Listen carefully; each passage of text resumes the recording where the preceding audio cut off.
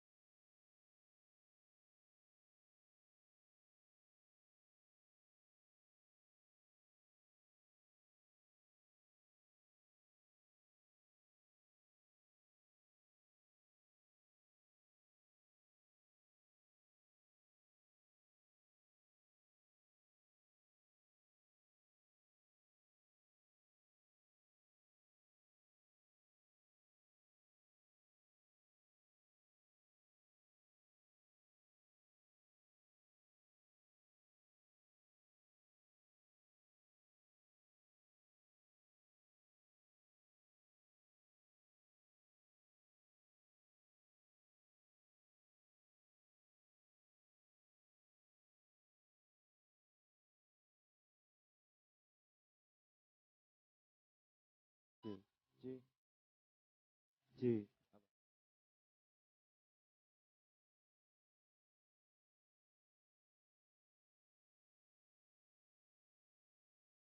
Iya, iya, iya.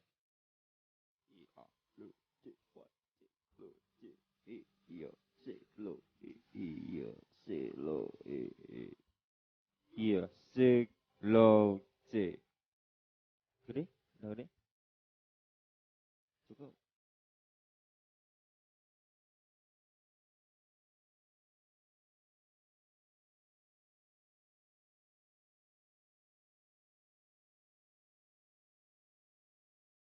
Tes 1 2 3 tes sound for live streaming tested.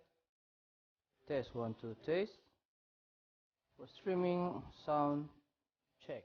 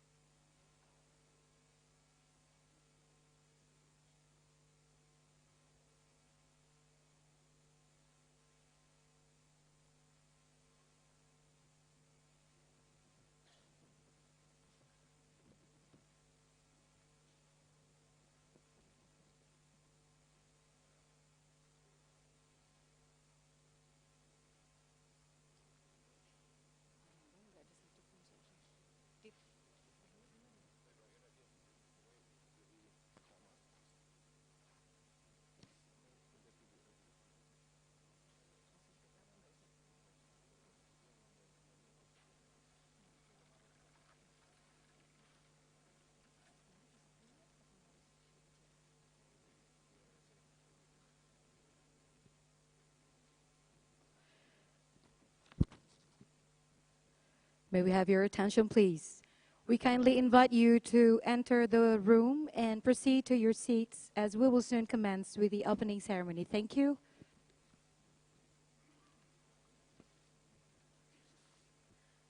For courtesy to everyone, we will be very grateful if during the program you would kindly turn your mobile phones off or switch them to silent mode. Thank you for your cooperation.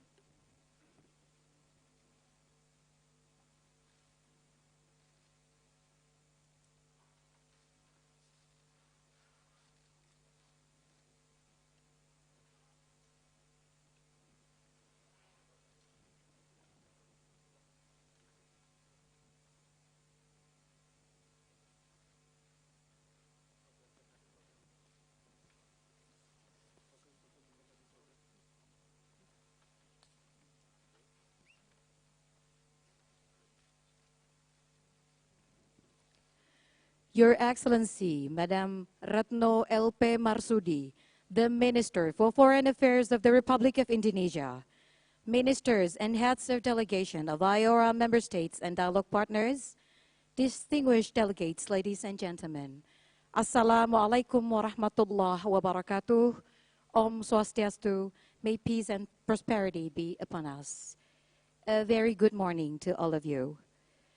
It is indeed a great honor for us to welcome you to the 16th Indian Ocean Rim Association meeting of the Council of Ministers.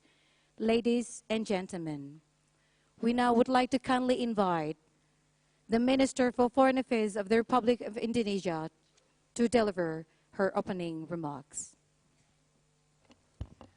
Honorable Nomandia Mafeketo, the Deputy Minister of International Relations and Cooperation of South Africa, Honorable Julie Bishop, Minister of Foreign Affairs and Trade of Australia, Excellency Ambassador Bhagirath, Secretary General of iora, Ministers, Excellencies, distinguished delegates, ladies and gentlemen. A year ago, we met in Padang to strengthen the intra-regional cooperation in the Indian Ocean. The meeting also kickstarted Indonesia's chairmanship of iora under the theme Strengthening Maritime Cooperation in a Peaceful and Stable Indian Ocean. Since then, we have seen many global development that has immediate impact to our region. The world agreed on Sustainable Development Goals. They also adopted the Paris Agreement on climate change. At the same time, the world is also facing growing challenges. Internal conflicts as well as interstate dispute and various tensions continue in many parts of the world, resulting in increasing flow of irregular migration. Global economic growth remains sluggish and disrupts efforts to alleviate poverty and increase prosperity. There is also increasing challenges from non-traditional threats such as terrorism and radicalism, as well as IUU fishing. These challenges impact our joint endeavor to sustain peace, stability, and prosperity in our region. Excellencies, distinguished delegates, Indonesia believes that iora is strategically placed to help our region in meeting today's challenges. It is for this reason that under Indonesia's chairmanship, we are pursuing efforts to strengthen the organization, enhance cooperation among its members, and broaden our external engagement with partners. Our close collaboration have yielded substantial activities to bolster our collective capacities, bolster our institution, and strengthen regionalism in the Indian Ocean. To sustainably utilize our Indian Ocean for the benefit of our people, we have strengthened our collaboration through various activities. The Third Indian Ocean Dialogue was held 14 to 15 April 2016, which produced Padang Consensus to address maritime security challenges in the Indian Ocean through enhanced regionalism. The training program on marine aquaculture in Madagascar, 2nd to 3rd May 2016. The second Blue Economy Core Group Workshop in Qingdao, 12 to 14 July 2016.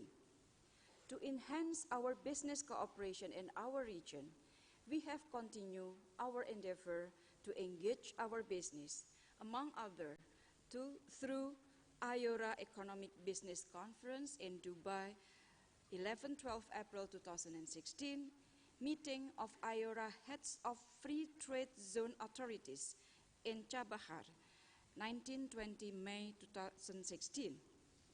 To increase our capacity in the area of renewable energy, we have established a forum to identify and enhance iora cooperation on renewable energy, held in Abu Dhabi on the 21st January 2016. To fully utilize our historical and cultural ties as a modality for our cooperation, we have organized iora Track 2 regional workshop on intersection of culture in the Indian Ocean region, held in Jakarta on the 11th October 2016. And also, a great importance to chart our future cooperation, we have organized an iora International Symposium in Yogyakarta last September to welcome the upcoming 20th year anniversary of our association next year. In addition to the past year activities, under Indonesia chairmanship, Indonesia is currently working on an iora Business Innovation Center. While next year, Indonesia will host the second Blue Economic Conference in 2017 to strengthen Blue Economic cooperation. Excellencies, distinguished delegates, in addition to such collaboration, for the past year, we have deliberated upon an iora Concord, a long-term vision that aims to build the political momentum for a stronger, closer, more effective and efficient association, to strengthen regional architecture that will ensure peace and stability in the Indian Ocean, to enhance our collective capacities in pursuit of mutually beneficial cooperation for prosperity, and to determine Leaders Summit in March 2017. Our officials have also discussed on the iora action plan, that lays out the strategic goals and concrete action to be achieved for the coming decades. The carved-out programs and activities in the action plan will result in concrete benefit for our respective communities. I believe that iora Concord and Action Plan will enable our association to better set the course in achieving our future goals and objectives.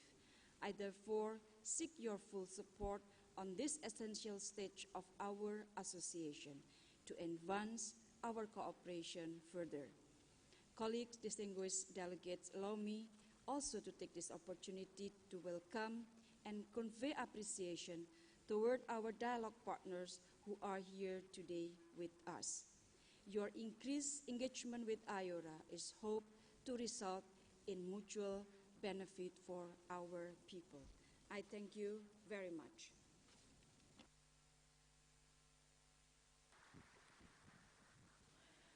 Excellencies, distinguished delegates, ladies and gentlemen, next, we would like to have the signing ceremony of the documents as follows.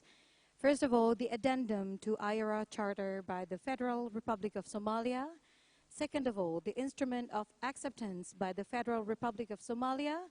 Third of all, the Memorandum of Understanding on Search and Rescue Cooperation in the Indian Ocean between the Democratic Socialist Republic of Sri Lanka and the Republic of Tanzania. We therefore would like to kindly invite the Minister of Foreign Affairs and Investment Promotion of the Federal Republic of Somalia, the Honorable Dr. Abdusalam Omer, to sign the addendum to iora Charter, an instrument of acceptance by the Federal Republic of Somalia.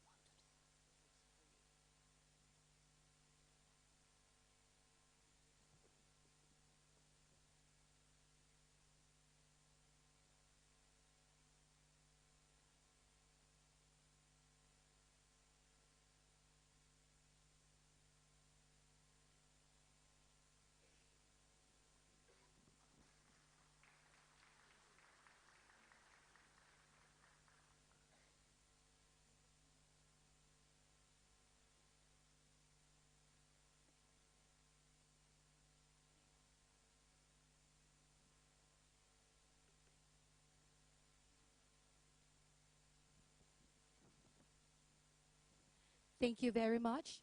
Since the head of delegation of the United Republic of Tanzania is not here with us, so we postpone the signing ceremony of the second document. Thank you.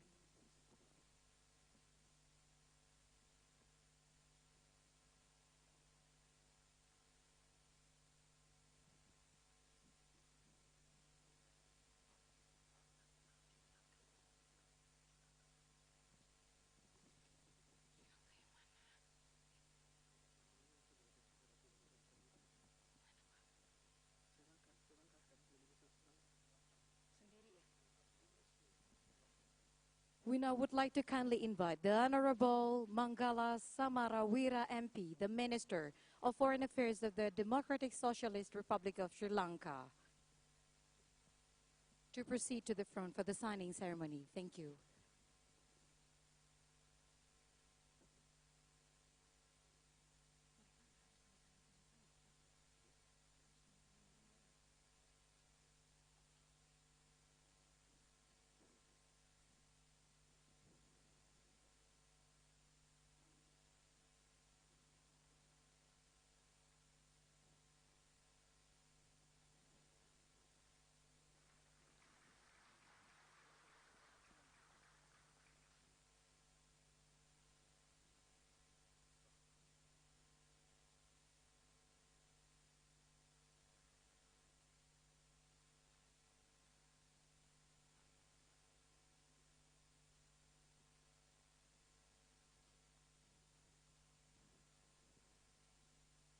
Excellencies, at the moment, may we kindly invite Excellencies, all the ministers and heads of delegation to proceed to the front for the photo session.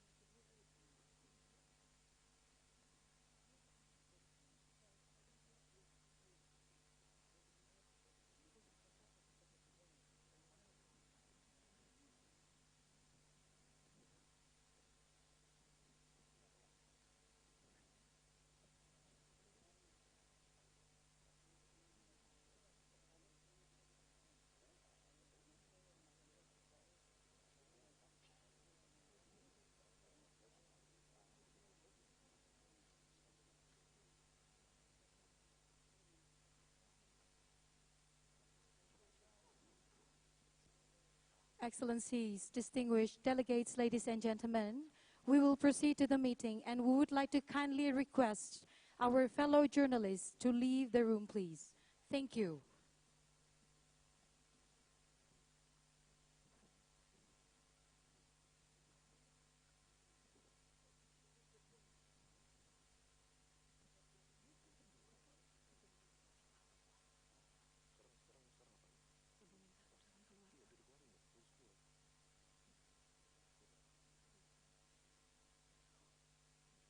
Attention, please. We would like to kindly request our fellow journalists and media person to please leave the room. Thank you.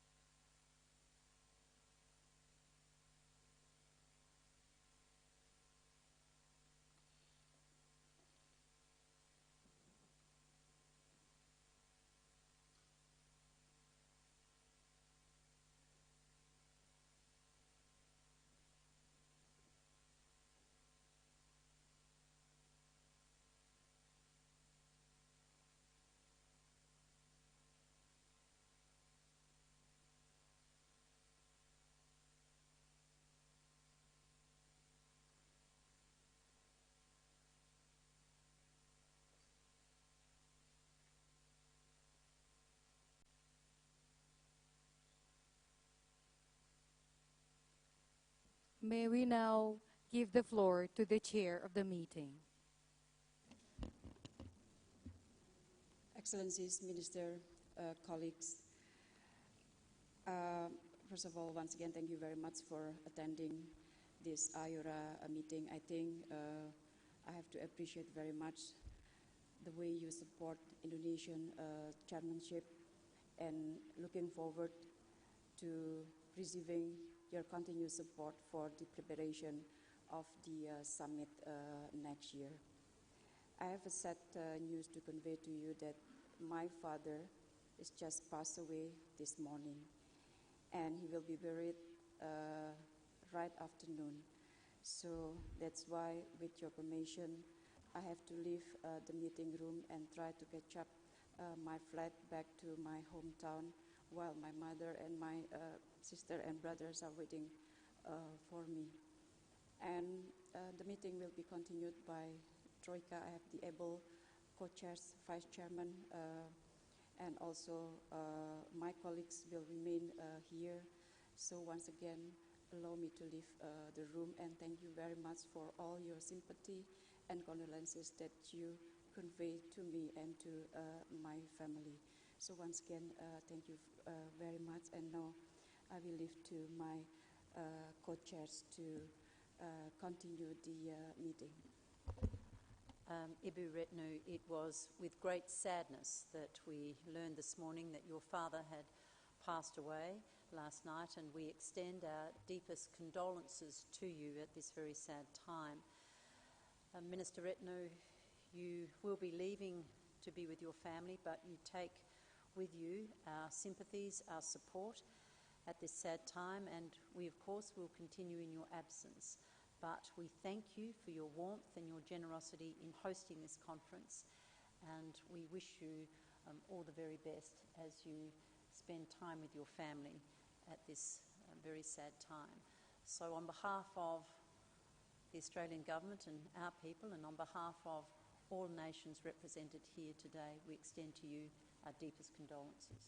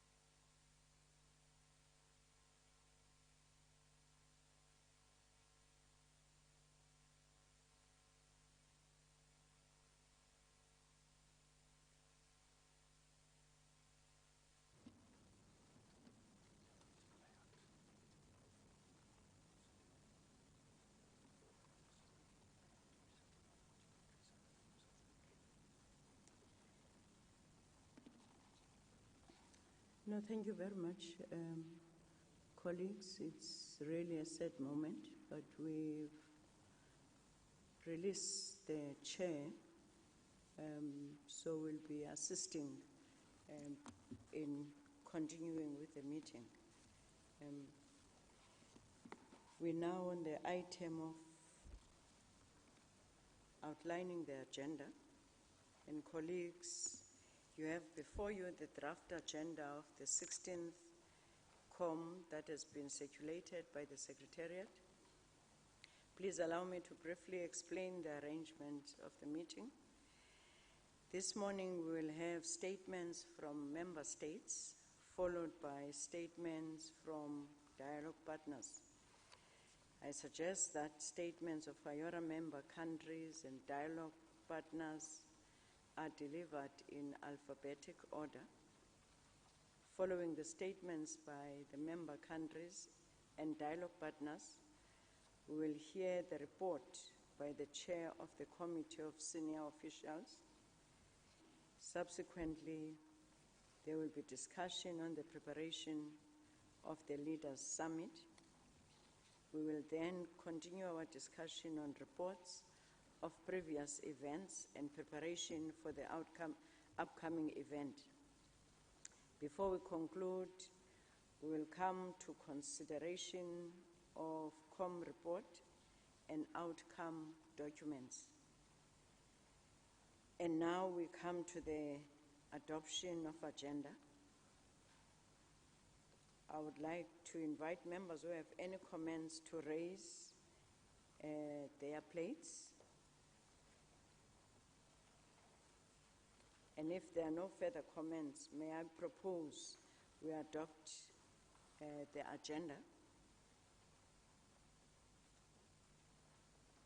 Are there any proposals around the agenda? Can we adopt the agenda? Thank you. The agenda is now adopted.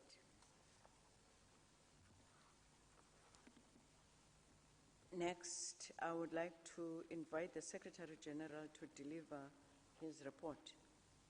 Secretary General. Thank you, Chair.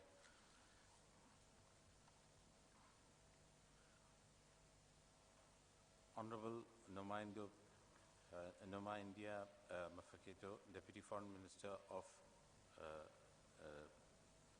South Africa and Chair, Honorable Ms. Julie Bishop, Minister for Foreign Affairs of Australia and past Chair, Honorable Ministers and Heads of Delegations of Member States and Dialogue Partners of iora, distinguished delegates. I would like to thank the Government of Indonesia for the hospitality and the warmth that they have extended to us during this conference, and would like to place the same on record. Excellencies, iora is presently moving towards the completion of its second decade, and we are preparing for the 20th anniversary of iora in March 2017 with a Leaders' Summit that is to be held hosted by Indonesia. In this regard, we also had, during the discussions of the ad hoc committee, deliberated on iora Concord, the first ever that has been placed on the agenda. The strength of the Concord lies in the fact that it flows into an iora action plan. Therefore, the substance in the Concord also results in implementable and sustainable projects in the action plan, and therefore it is qualitatively very different from other Concords. The same will be placed in front of, is included in the agenda today. The iora Secretariat also implemented the ISDP, the Special Development Program, during the course of the year, which has been extremely successful in organizing events which are employment generating and poverty alleviating. We have organized 4 events in Tanzania, Comoros, and Madagascar. One more is being planned in Mozambique. Along with this, we also under consideration of the House is the ISDP 2, which is a continuation of the same program. We have also initiated a program which is specific to Somalia and Yemen. This is the Somalia-Yemen Capacity Building Program, which was discussed briefly yesterday and will be part of the agenda. This entails training programs for experts and businesses of Somalia and Yemen in a third country, and we are hoping that this will be considered by the Council of Ministers.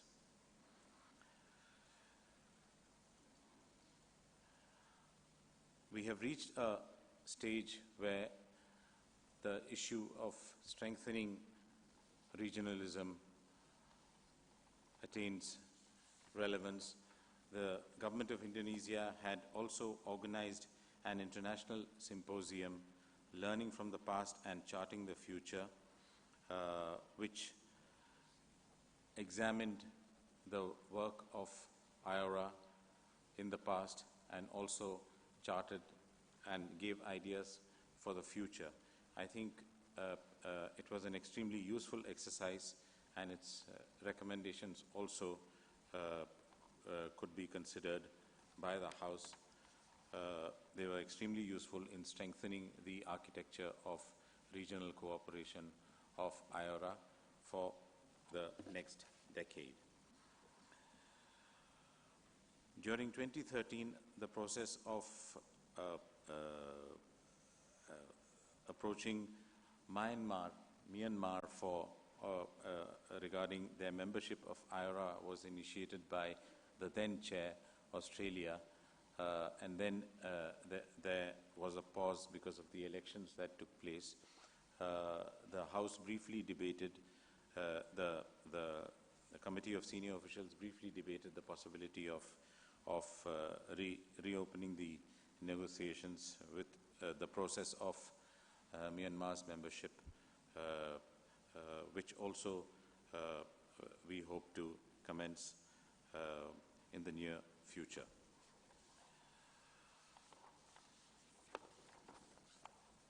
And lastly, during the course of the next few weeks, the government of India will be organizing a conference on the blue economy. The government of Sri Lanka will be organizing 2 events on water management and on ocean forecasting.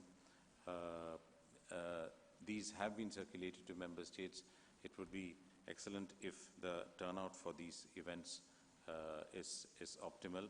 I would restate the case that to member states that they participate in these events which are slated for November.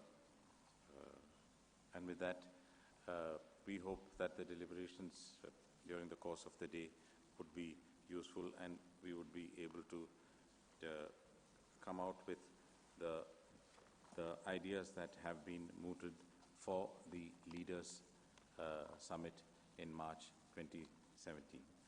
Thank you. Thank you very much, Ambassador Bigara, Secretary General of iora. Colleagues, if there are no comments, I propose that we take note of the Secretary General's opening remarks. Are there any comments? No. At this point, given that the Chair kindly dealt with other point, we would like to call on the Tanzania head of the delegation, Ambassador Radmahan Mwinyi, would sign the MOU. I've heard that Ambassador would sign from his seat.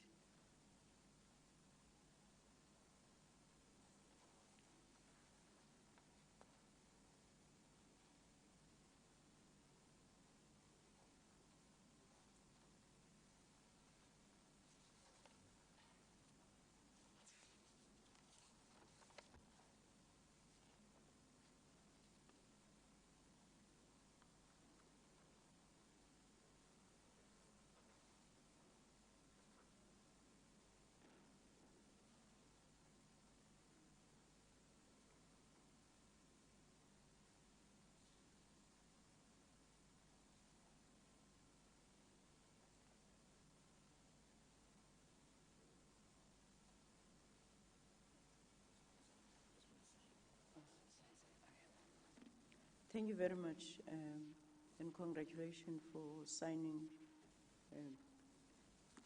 Tanzania.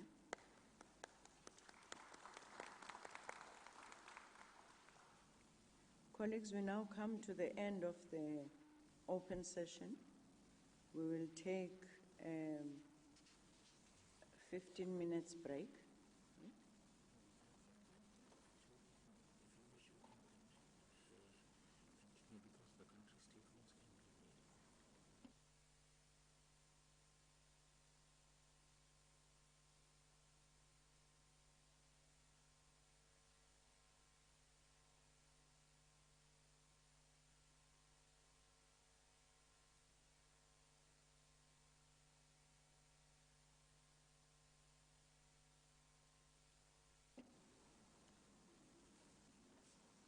Okay, thank you very much. I'm advised that we can go straight to the country statements, which would be 4 minutes. Can we start with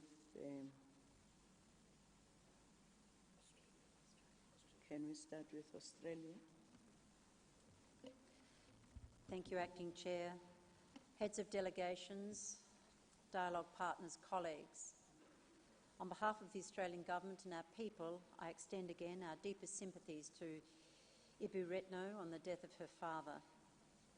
And I thank her for hosting us with such generosity and warmth. We are gathered here in Bali for the 16th Iora Council of Ministers meeting. What a beautiful Indian Ocean location. The Indian Ocean matters. In Australia, we are increasingly focused on the Indo-Pacific as the strategic and economic system on which Australia's future security and prosperity depends. We need to build better and stronger habits of dialogue and cooperation across the Indian Ocean, and iora can play a key role. I believe in iora for its potential, its power, and its value to our region. When I handed over the chair last October, I was determined that Australia would continue to invest in iora's development. I thank Indonesia for its leadership in announcing a Leaders' Summit and an iora Concord to mark iora's 20th anniversary next year. Such high ambition is truly commendable. Both these initiatives are symbolically important and have the potential to create a stronger sense of Indian Ocean identity. They will be valuable in raising iora's international profile. My Prime Minister, Malcolm Turnbull, looks forward to receiving an invitation to the Leaders' Summit, and I'm very hopeful of his attendance. It is critical that leaders endorse a high-level strategic and concise iora Concord, which can provide a roadmap for iora's future work. We should maximise the unique opportunity of the Leaders' Summit to discuss issues of regional and global concern beyond IORA's underlying economic and technical cooperation mandate.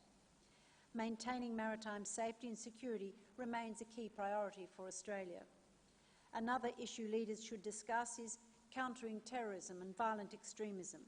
We cannot underestimate the costly impact of terrorism and extremism in all its forms to regional and international peace and security, economic development and social cohesion.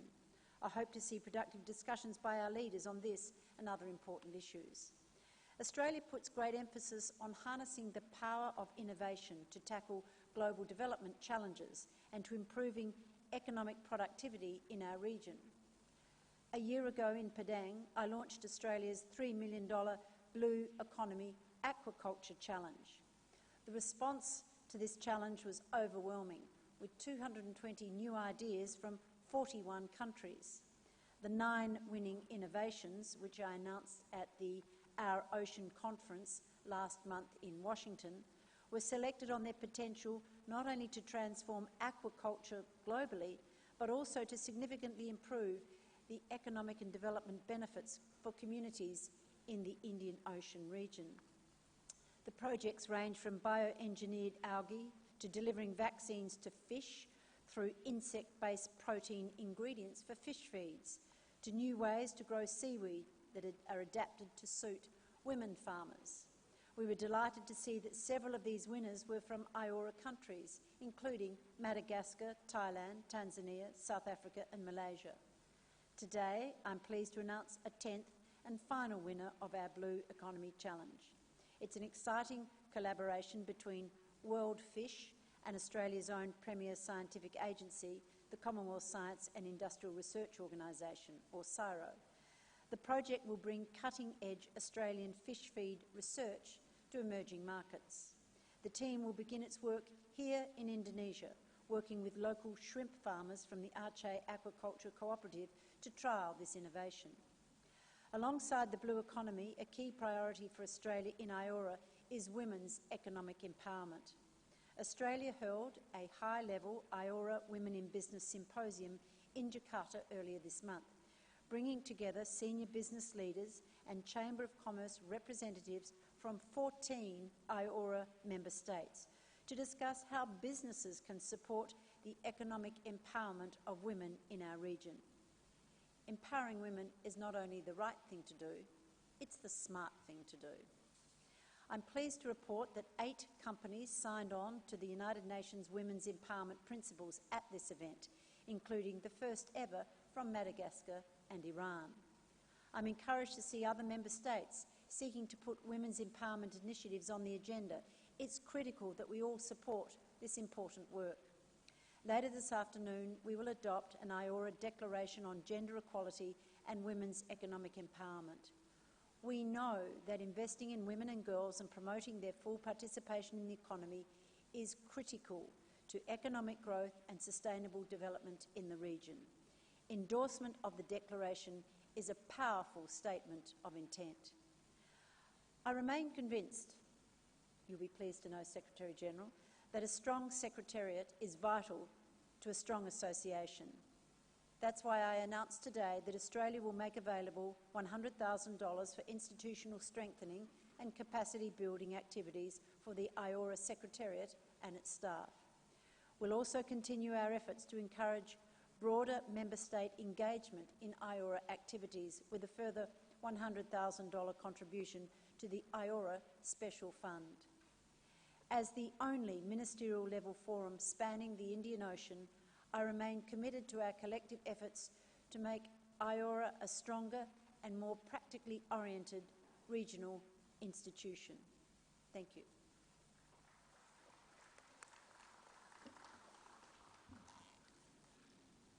Thank you very much, MP Bishop.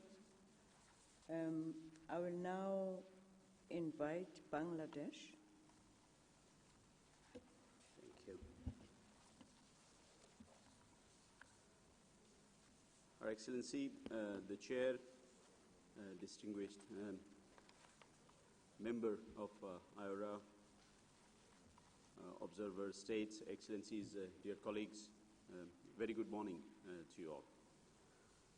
I express my deep condolences at the sad demise of father of the Honorable Foreign Minister of Indonesia. Our heartfelt sympathy to the bereaved family members so that they can bear the sudden loss. We pray to Almighty Allah for the eternal peace of the departed soul.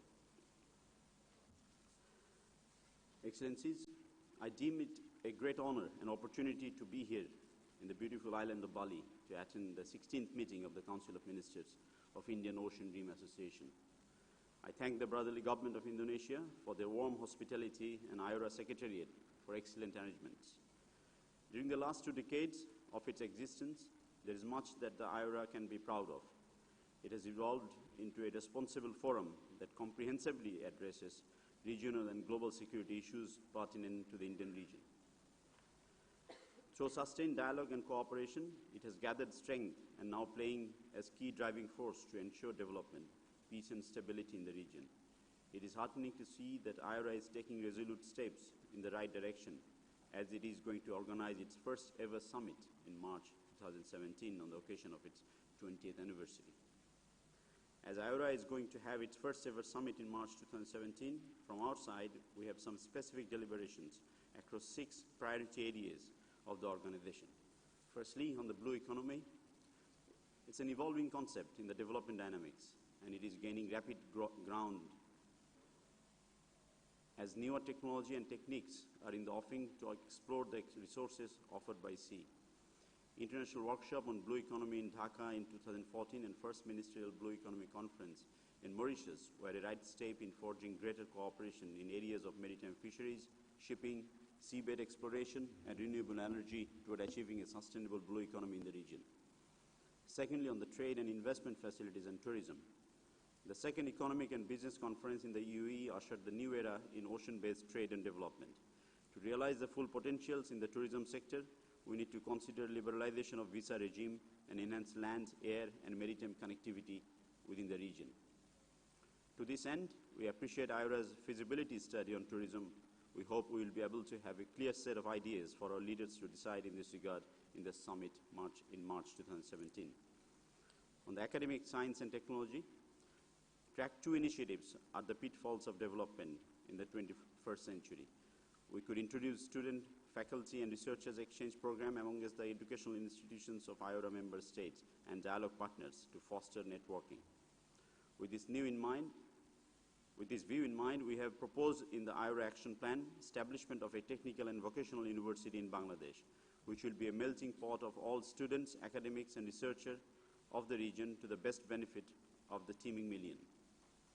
Safety and security. Safety and security in the sea and ocean remain a priority concern for trade, economic growth, and many other reasons. As such, maritime piracy, armed robbery, human trafficking, illegal armed trafficking, the illegal unreported and unregulated fishing are the key maritime challenges of the region, and iora needs to assume an important role in combating these challenges. To this end, a regional method under the Sendai framework needs to be put in place. On women empowerment, in Bangladesh, governments, NGOs, and private sectors give much emphasis to provide equal or even greater opportunity to girls and women in education, employment, and other sectors in the society. Government programs include free girls' education up to 12th grade, quota system for female employment, provision for maternal health care, and role of the female police at contingent, and UNPKO is acclaimed internationally. Our Prime Minister has received the World Distinction in Legal and Social Empowerment of Women. We'll be happy to share our experience with iora member countries in this regard. Ladies and gentlemen, the 20th anniversary is poised with action plan for the region for the forthcoming future. I believe at our meeting and proceeding CSO has been able to attain a focused direction towards formulation of a dynamic roadmap of cooperation. Under the name of 2 historic documents like iora Concord and Plan of Action in the priority and cross-cutting areas of iora, in this backdrop, in line with iora Charter, from our own experience, I call upon the fellow members and dialogue partners to focus on those areas of economic cooperation which provide maximum opportunities to develop shared interest and reap mutual benefits. To formulate and implement projects for economic cooperation relating to trade facilitation and liberalization, promotion of foreign investment, scientific and technology exchanges, tourism, movement of of natural persons and service providers with special and preferential arrangements for LDCs, seeds of this region. To adopt means and ways towards development of infrastructure and human resources, inter alia poverty alleviation, promotion of maritime transport and related matters, cooperation in the fields of fisheries, trade, research and management, aquaculture, education and training, energy, IT, health protection of the environment, agriculture and disaster management. Distinguished guests, terrorism is the biggest challenge of today's world. No country seems to be free from this scourge. Terrorism undermines our effort to maintain peace and security, advance sustainable development and promote the respect of human rights. As our Honorable Prime Minister Sheikh Hasina often says, terrorists do not belong to any religion and has always espoused zero tolerance against any form of terrorism. Our government strongly condemns both the politicizing of religion and use of religion to justify terrorist or violent extremist acts. We firmly reject any narrow misinterpretation of Islam, the religion of peace. Finally, as iora is marching forward to celebrate the 20th anniversary, it may perhaps be an opportune time to engage in emerging non-governmental and private sectors, particularly with TAC 2 personnel and institutions, to ensure a better people-to-people contact in the region to sustain peace and democracy that paves for development. This methodic dogma was the resultant of the cumulative experience of more than 4 decades of political career of our Prime Minister Sheikh Hasina. I want to put special emphasis on this dogma as it was adopted as a model of people-centric development in the United Nations, as a contribution of our Prime Ministers towards global peace and development. It is us, ladies and gentlemen, who will need to ensure that our peoples keep achieving torrential progress that they deserve and show the world that Indian Ocean region can be the beacon of hope at the time of greatest needs of mankind. I thank you all. Thank you, Excellency. May I now invite Comoros.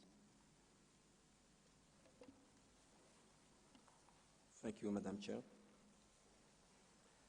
Your Excellencies, Ministers of Foreign Affairs and Heads of Delegation, Excellency Secretary General of iora, distinguished delegates from Member States and dialogue partners, ladies and gentlemen, Assalamu alaikum wa rahmatullahi wa barakatuh.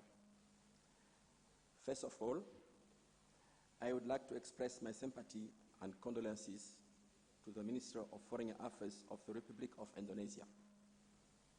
I'm pleased to be here in Indonesia, this beautiful country, to attend the 16th Council Ministers of Indian Ocean Rim Association. I would like to take this opportunity to thank and extend my deep appreciation to the government of Indonesia for the excellent welcome and hospitality extended to the Comorian officials. I would like to thank also the iora Secretary General for its contribution for doing this meeting a successful regional event. Excellencies, ladies and gentlemen, 19 years ago, the Indian Ocean Rim Association was created. It's also a short time for an international organization because of its dynamism. iora is a very good example in terms of regional cooperation and multilateral relationships. Membership of Comoros in iora is a tangible proof that my country is deeply involved on being a part of this opportunity. We are confident that the Indian Ocean is a linkage for regional integration, and iora member states should be more focused on blue economy issues, mainly on maritime connectivity, sustainable tourism, fisheries, and aquaculture, and natural disaster risk management. We are not a region if we are far away, if we can't share in a short term, if we are not able to interact and provide our capacity building together. The first ministerial conference on blue economy that took place in Mauritius on September 2015 has emphasized the need of sustained interaction between economic development and ocean best practice in the Indian Ocean and highlight the importance of maritime security.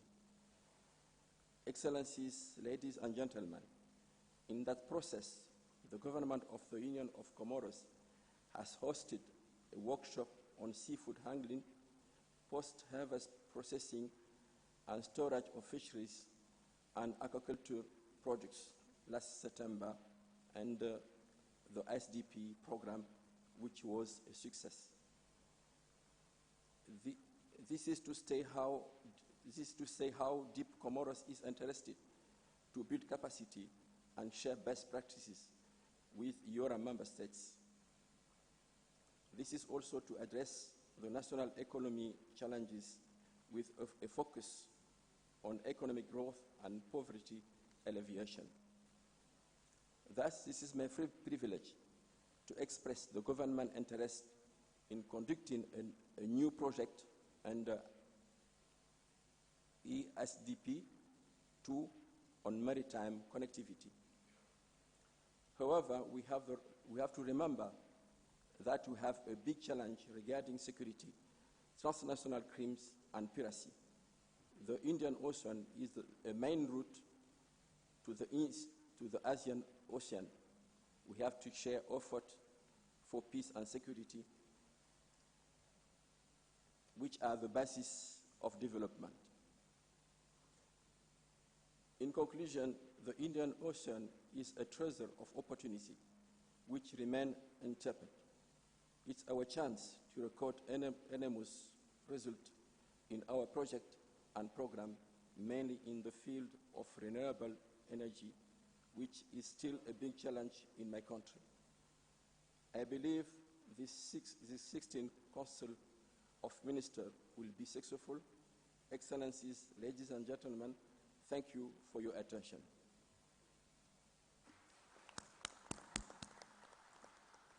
Thank you, Excellency. May I now invite India? Excellencies, ladies and gentlemen, at the outset, let me once again convey our condolences to our host, Indonesian Minister for Foreign Affairs, Madam Retno Marsudi, for the untimely demise that has taken place in the family. We would also like to convey our thanks for the excellent arrangements and made, as well as the warm hospitality for this Council of Ministers meeting, which is taking place in beautiful Bali. Over the last 20 years, iora has attempted to extend the natural facts of history and geography in the region, as Nelson Mandela suggested in 1994, towards a single platform for socio-economic cooperation and other peaceful endeavors. This was the genesis of iora in 1995 and the formal framework with which it was launched in March 1997. Since then, there has been turning points in iora's history as it has attempted to evolve and expand its capacity to respond to emerging developmental priorities and geostrategic realities which have emerged during the last 20 years. 6 priority sectors were demarcated in 2011 when India had the privilege of chairing the organization in an attempt to define the way forward. iora continued to grow and mature through the subsequent chairmanships of Australia, Indonesia, and South Africa.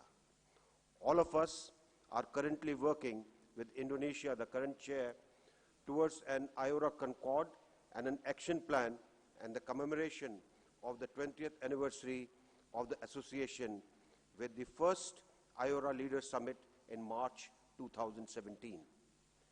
Today, more than ever, iora is relevant to the connectivity pathways for the global economy through the Indian Ocean. It has to shoulder the responsibility of enhancing the civilizational connectivity between the member states, even as it seeks to meet the challenges from traditional and non-traditional threats. The iora agenda today encompasses both strategic security and developmental priorities for the region. Given the current security and environmental issues relating to maritime safety and security need greater emphasis from us, it is therefore relevant that we are deliberating an action plan in this context.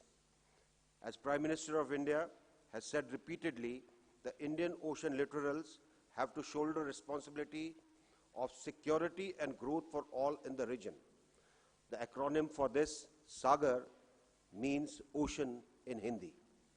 At this turning point of 20th anniversary, therefore, iora needs to further strengthen its people-centered dialogue towards regional architecture that is open, transparent, inclusive, and evolutionary.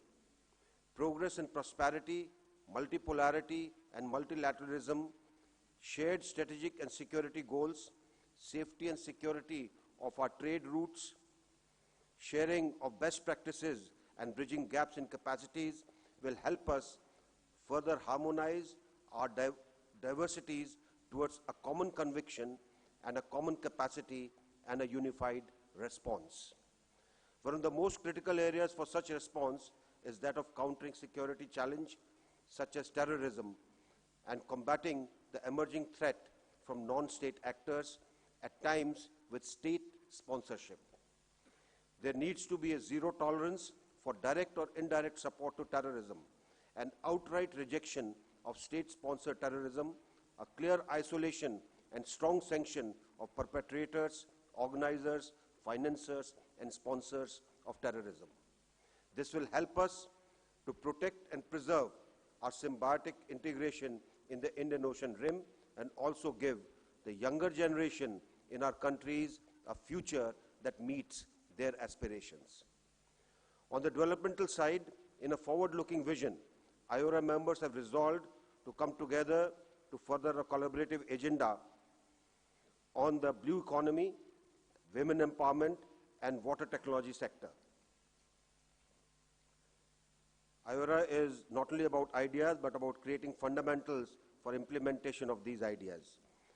We endorse the various points that have been put up for the action plan, and India is organizing a number of events in the coming months towards this end. We feel that these events will further the agenda of iora as it stands to gain from the first summit that will take place in March. With these, once again, I thank the chair and wish that we all will take the iora agenda forward. Thank you very much. Thank you, Excellency. May I now call Iran? Bismillah ar-Rahman ar-Rahim. Madam Chair, Honorable Ministers, Excellencies, ladies and gentlemen. At the outset, while extending my sincere condolences to Foreign Minister of the Republic of Indonesia, I would like also to extend my deep gratitude to the people and government of the Republic of Indonesia for hosting this important meeting and for their warm and sincere hospitality. Excellencies, ladies and gentlemen, it goes without saying that the Indian Ocean, as the world's third greatest ocean, is highly important for our region and for the whole world, and plays a pivotal role in global trade, economy, and shipping. Not only the Indian Ocean connects the three continents of Asia, Africa, and Pacific, but also it's the connection point among the neighboring countries with other high seas of the world. Population of the Indian Ocean Rim countries accounts for 2.6 billion people, which in fact provides for large and diverse market, moving towards an ever-increasing economic development. On the other hand, this region is in position of rich mineral, marine, and human resources, which in turn prepares the grounds for mutual cooperation. Despite the above, our achievements are unfortunately far from grave capacity of the Indian Ocean region. There is a need to bridge the gap between our potentials and achievements through new initiatives, particularly regarding trade promotion and appropriate projects for attainment of concrete results. Excellencies, ladies and gentlemen, the security of East and West of the Indian Ocean is inseparable.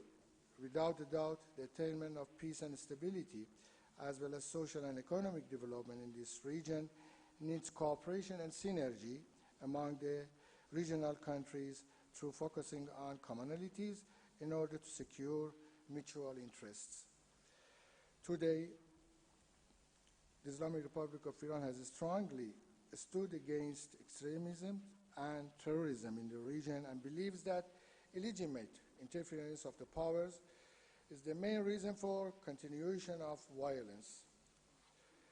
As we are entering the 20th year of IORA's founding, it's expected that with critical analysis of its previous activities and performances, and in line with the objective of the association, as well as the United Nations Sustainable Development Goals, SDGs, appropriate initiative and plans to be developed, including for eradication of poverty and promotion of welfare through economic cooperation and trade expansion in the region. In this connection, my delegation would like to appreciate the initiative of the Government of the Republic of Indonesia for preparing the document titled as IORA Concord, and express our readiness to cooperate for materialization of the foreseen objectives in the said document.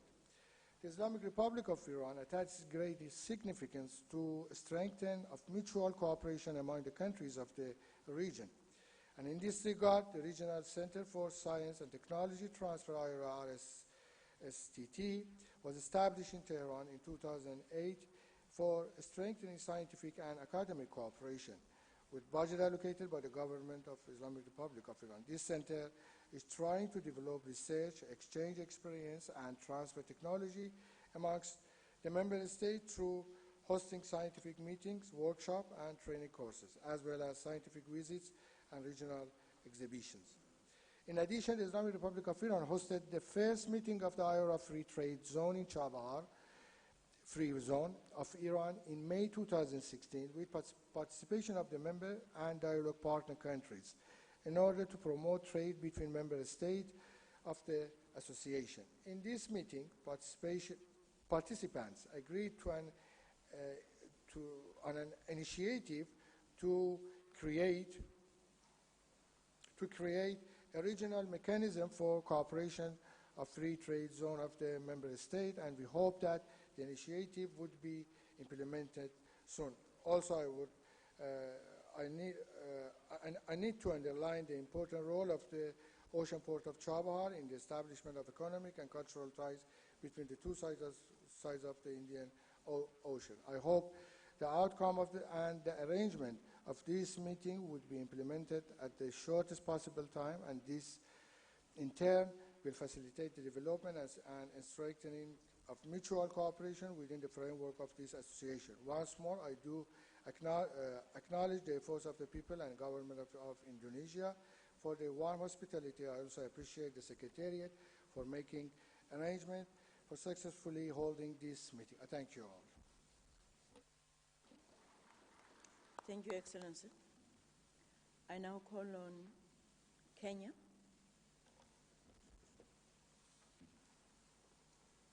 Madam Chair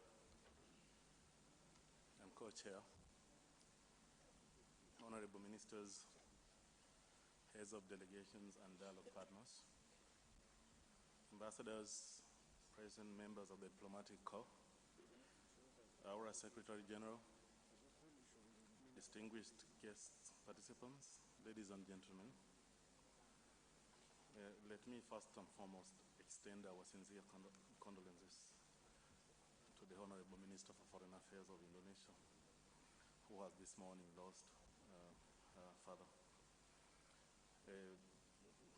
But from the outset, Madam Chair, we want to convey sincere apologies from Ambassador Dr. Amina Mohammed, our Cabinet Secretary for Foreign Affairs for not being able to be with you in this important meeting due to prior official engagements.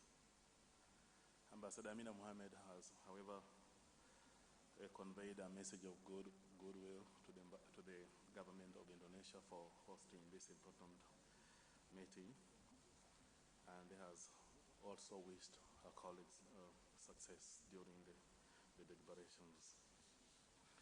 Allow me, therefore, to make a few remarks on her behalf.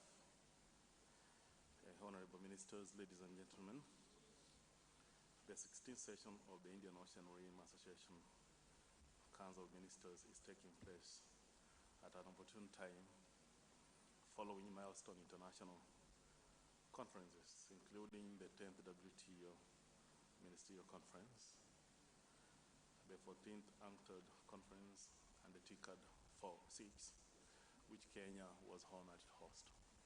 And at this point, we want to thank members of the iora who assisted in different ways and who participated in these important meetings. We are also aware, as the Minister of Foreign Affairs of Indonesia did mention, that we had so many other international conferences, including the 3rd International Conference on Financing for Development, which took place in our neighboring country, Ethiopia, in July last year. We also had the COP21, which took place in Paris. And we do feel that these conferences have a direct bearing on the work of our. And just also to mention that we are very proud to be here in Bali, where a milestone decision was made on trade facilitation during the 9th WTO Ministerial Conference. And we know that trade facilitation is one of the very, very core issues of the iora discussions. We are all aware of the impact of trade facilitation. If well implemented, we know the impact it has on costs, the impact it has on expanding business.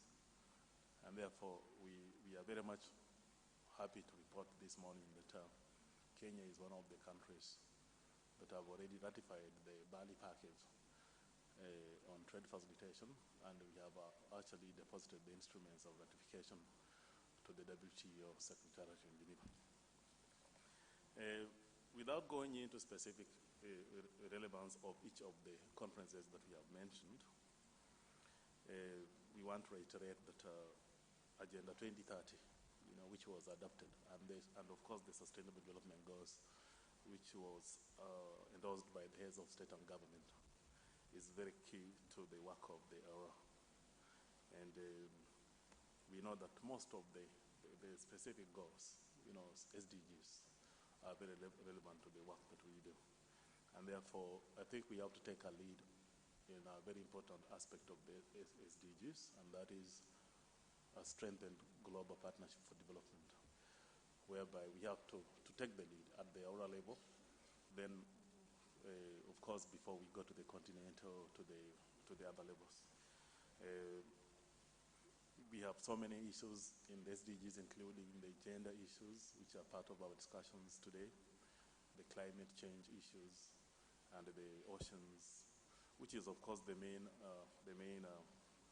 focus of iora. That is the focus on the Indian Ocean as Indian Ocean.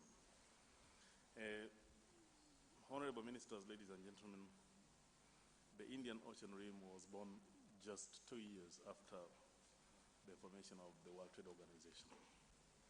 And therefore, it is, so many things have happened from that time. So many of our membership joined the WTO. The regional integration process intensified. And therefore, we may have to find ourselves having to define and to look at the very initial objectives for the purpose of including in them some of the very important milestones that have taken place. But we know that our region has got a lot of potential. The Indian Ocean Rim region has enormous potential. It is the 3rd largest ocean in the world, carrying a bulk of the world's trade. The population of the region is 2.52 billion. The GDP is 9.1% of the world GDP, and the total trade is US dollars 40019.6,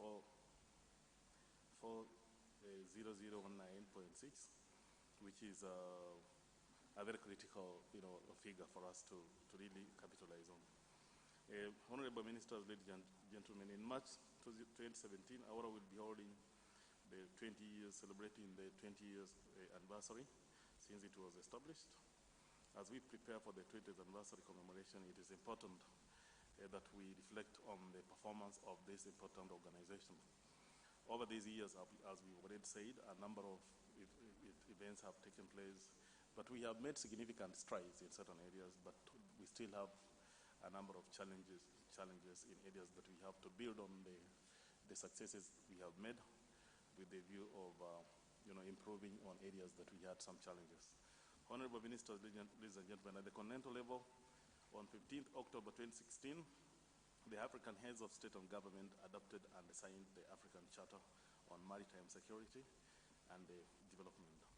This charter aims to solidify Africa's commitment to an efficient and effective management of its oceans, seas, and waterways so as to ensure sustainable, equitable, and beneficial exploration of these critical resources.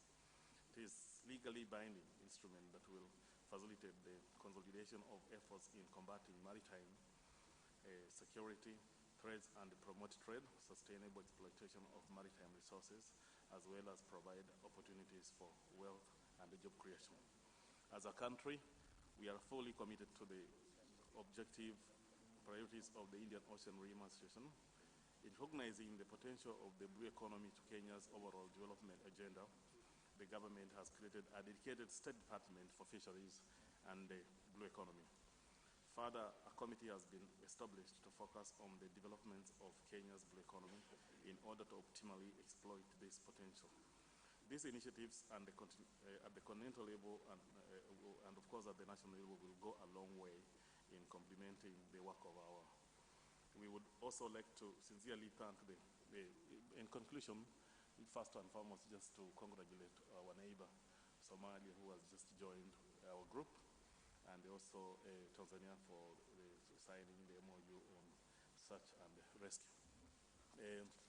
In conclusion, I once again thank the Aura Secretariat and the Republic of Indonesia for working tirelessly in ensuring success of this meeting and related meetings. I thank you very much. Thank you, Excellency. May I now invite Madagascar? Thank you, Chair. Excellency, Madam Chairperson, Honorable Minister of Foreign Affairs, Excellency, the Secretary General of IORA, distinguished heads of delegation, dialogue partner colleagues, dear participants, ladies and gentlemen. First of all, my delegation associates its voice to extend its sincere condolences and sympathy to Her Excellency the Foreign Minister of the Republic of Indonesia for the untimely demise of her father. At the outset, I would like to tell you that it is a great honor and pleasure for me to represent Her Excellency Ms. Beatrice Atala, Minister of Foreign Affairs of the Republic of Madagascar, to the 16th Council of Ministers of IORA. In this regard, let me express my gratitude to the Indonesian people and to the government of the Republic of Indonesia for the warm welcome extended to the Malagasy delegation, as well as for the facilities granted to ensure our participation to this event. It is therefore with an uninhibited joy that we rediscover your beautiful country and visit this amazing island of Bali. Excellency, ladies and gentlemen, as we remember, in Padang, Republic of Indonesia, proposed the establishment of an IORA Concord to renew our commitment and strengthen regional cooperation. We are then delighted that the meetings of the ad hoc committee have been held in order to tie up this agreement, which will constitute a milestone on the 20th anniversary of iora in 2017. Translated into concrete action plan, the iora Concord will enable us to explore together broader areas of cooperation within our organization. Undoubtedly, the accession of Mozambique, the Sultanate of Oman, and the Federal Republic of Somalia reflects our shared commitment to the fundamental values and principles enshrined in the iora Charter. Ladies and gentlemen, it is obvious that iora contributes to build a flourishing society and bring progress in the bordering countries in the Indian Ocean region. In this regard, we fully support all initiatives aimed at sustaining all projects from the implementation of the iora Sustainable Development Programme, ISDP. Therefore, efforts to strengthen the visibility of the iora in Madagascar were tangible during the host of the Training of Trainers program on aquaculture on 2nd and 3rd of May 2016 in Antananarivo, with the participation of 14 member states and a dialogue partner, but this is only a first step. Consequently, we would like to express our wish to contribute to the implementation of the second phase of the ISDP, as Madagascar plans to host one of the workshops suggested by the iora related to disaster risk management. Excellencies, ladies and gentlemen, we are deeply concerned by the challenges of maritime security in the Indian Ocean region due to the geostrategic position of Great Island of Madagascar, and to make better use of all its available researches in the field of maritime issues. Madagascar has always expressed its support and willingness to cooperate together with our member states and with Indonesia, whose presidency is devoted to the theme strengthening maritime cooperation in a peaceful and stable Indian Ocean. I am also pleased to inform that the Regional Maritime Fusion Information Center, approved by the Ministerial Platform of Eastern and Southern Africa and Indian Ocean, ESA-IO, in May 2016 is currently functional. Ladies and gentlemen, iora is on the eve of its 20th anniversary. Our organization can prevail in many achievements. Many steps have been realized to ensure more visibility. But iora must play a broader role as an efficient and attractive regional organization, especially in terms of persuasion and help ensuring peace and prosperity in the region. The Indian Ocean, an area of confluence of major powers, is therefore the world maritime center of gravity for both economic and strategic regions. iora must contribute to substitute the dynamic of peace to non-traditional threats such as natural disaster, piracy, human trafficking and natural resources, terrorism, illegal fishing, and the effect of climate change that plagues our region.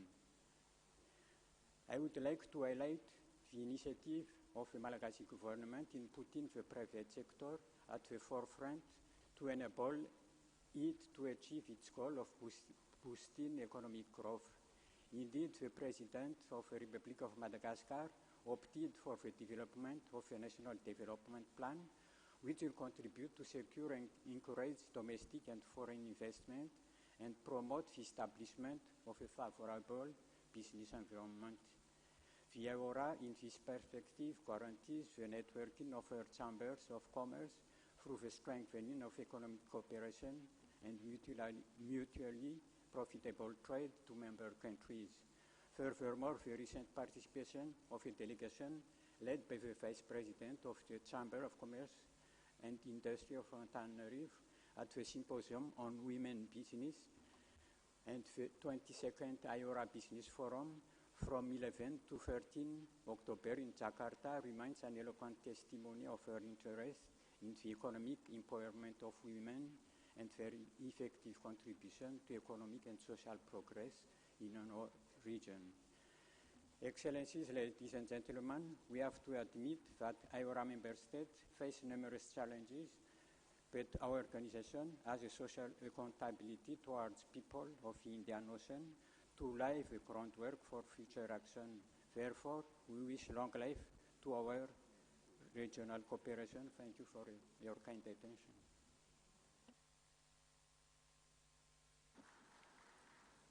Thank you, Excellency. Excellencies, you'll remember we didn't have tea earlier. I would suggest if we can break now for a 15 minutes tea break and come back and conclude the presentation, the meeting's agenda.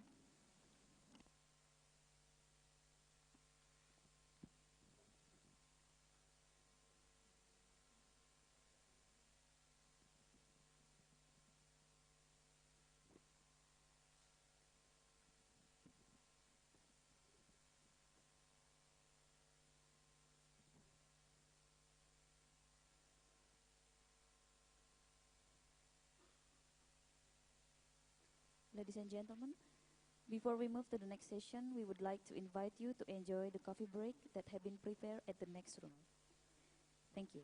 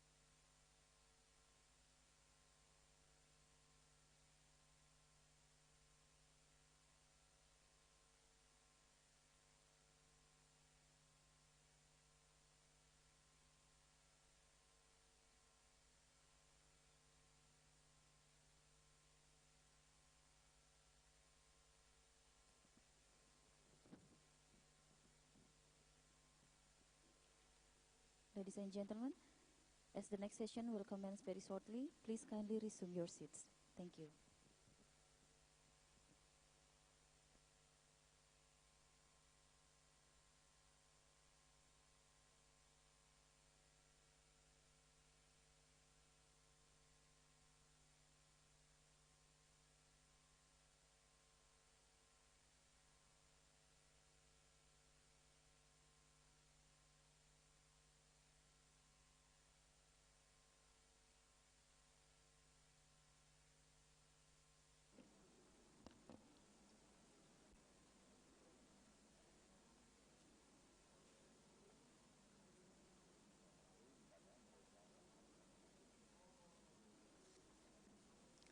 Thank you very much.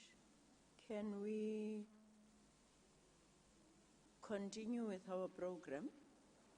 Can I take this opportunity to appeal to members that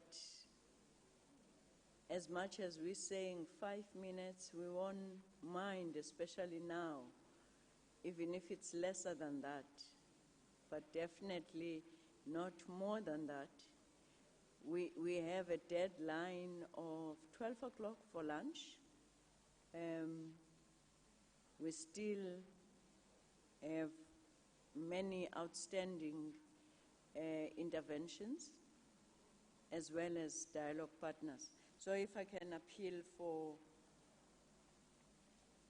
consideration for the time, may I now invite Malaysia.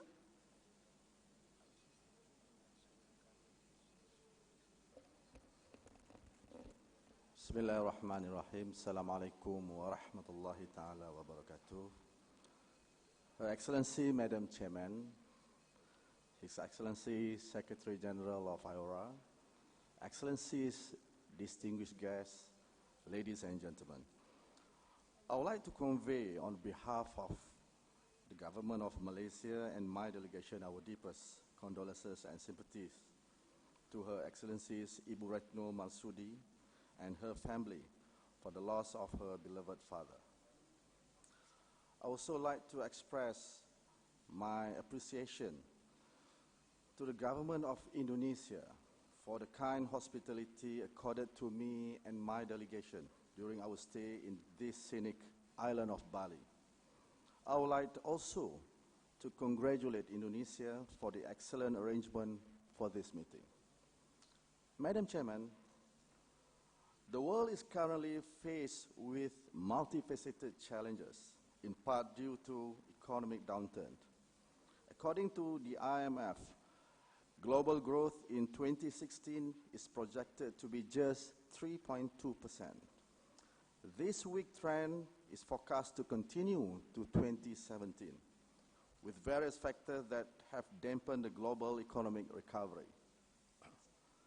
This development necessitates us to strengthen our cooperation and develop more effective coordination in our effort to address and overcome these challenges.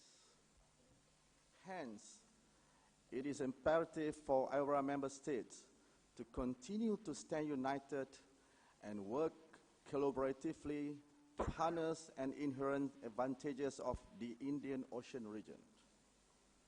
Madam Chairman, the oceans have always been a provider for mankind in many ways. Closer to home, the vast expanse of the Indian Ocean holds abundant resources yet to be fully tapped. This provides us with a challenge to strike a balance between our expanding maritime activities and the need to protect the marine environment. In view of this, I believe it is important to fully develop the concept of blue economy that regards the ocean as sustainable development spaces. It would enable us to exploit the untapped resources in a sustainable and responsible way. As such, I believe that the blue economy agenda that is being promoted by iora would contribute towards sustainable development in the Indian Ocean region. It would also enable our member states to harness the vast potential of the oceans for their economic development and growth. Madam Chairman, to do this, we need to promote and advance maritime entrepreneurship. However, knowledge in this subject is still lacking among our member states. We need to intensify cooperation and collaboration in this area of education. In an effort to enhance knowledge in this field, Malaysia is proposing to organize an event entitled Malaysia Iora Blue Economy Integration Platform 2017, enhancing collaboration in maritime entrepreneurship education in July 2017. Malaysia envisions that this event would assist in promoting and enhancing joint cooperation and capacity building of the maritime entrepreneurs in various SME sectors that could contribute positively to member states' economies. Madam Chairman, the upcoming 20th anniversary of IORA in 2017 is a perfect occasion for us to celebrate what we have achieved as an association and also to reflect on the experiences that we have gathered along the way. It also presents us with an opportunity to chart our future. Thus, the IORA Concord will help outline the vision and future direction of IORA in strengthening and enhancing our relations and cooperations. Additionally, Malaysia supports the 5-year IORA Action Plan, which outlines the strategic goals and programs based on the priority areas of IORA to realize the objectives contained in the IORA Concord. In conclusion, Malaysia looks forward to continue working closely with other IORA member states and dialogue partner states in achieving the vision of a united, prosperous, and developed India-Ocean region.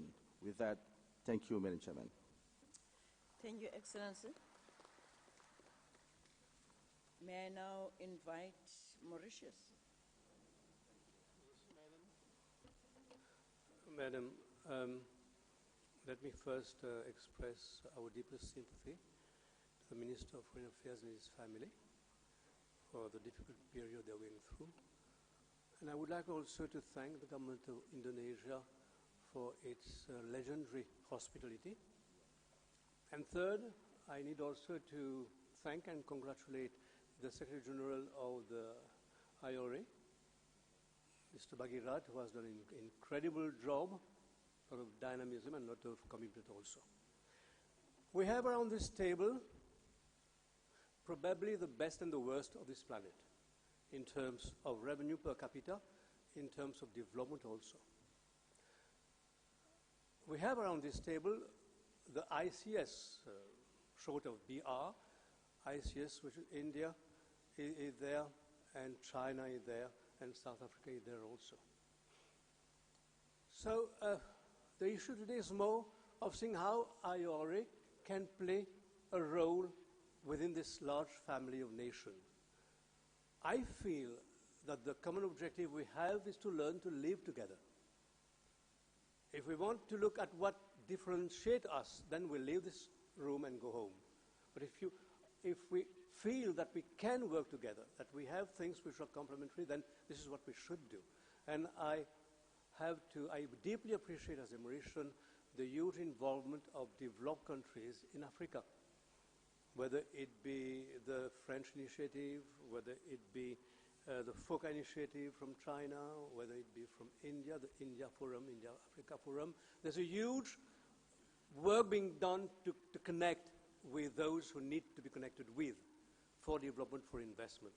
And I will limit myself today, Madam, to just this issue of investment and trade, because the IORA organized 2 work sessions on this issue. And I'll share with you the way we Mauritians, we are a small country. Well, we have a huge 2.3 million square kilometers of ocean. We are an ocean state. But we have also things where we can contribute in this effort of transfer of technology, transfer of human resources and transfer also of funds to countries which need it. And we have in Mauritius set up what I would call a special purpose vehicle, which acts as an intermediation between those who have, the developed countries, and those who need investment. The approach is quite different in the sense that we are setting up, not G2G in the sense that G2G is always G2G. The risk is like what we are doing here, meeting and then leaving for home and quite happy with it. I'm talking of beyond politics, getting the private sector to be fully involved in what we are doing.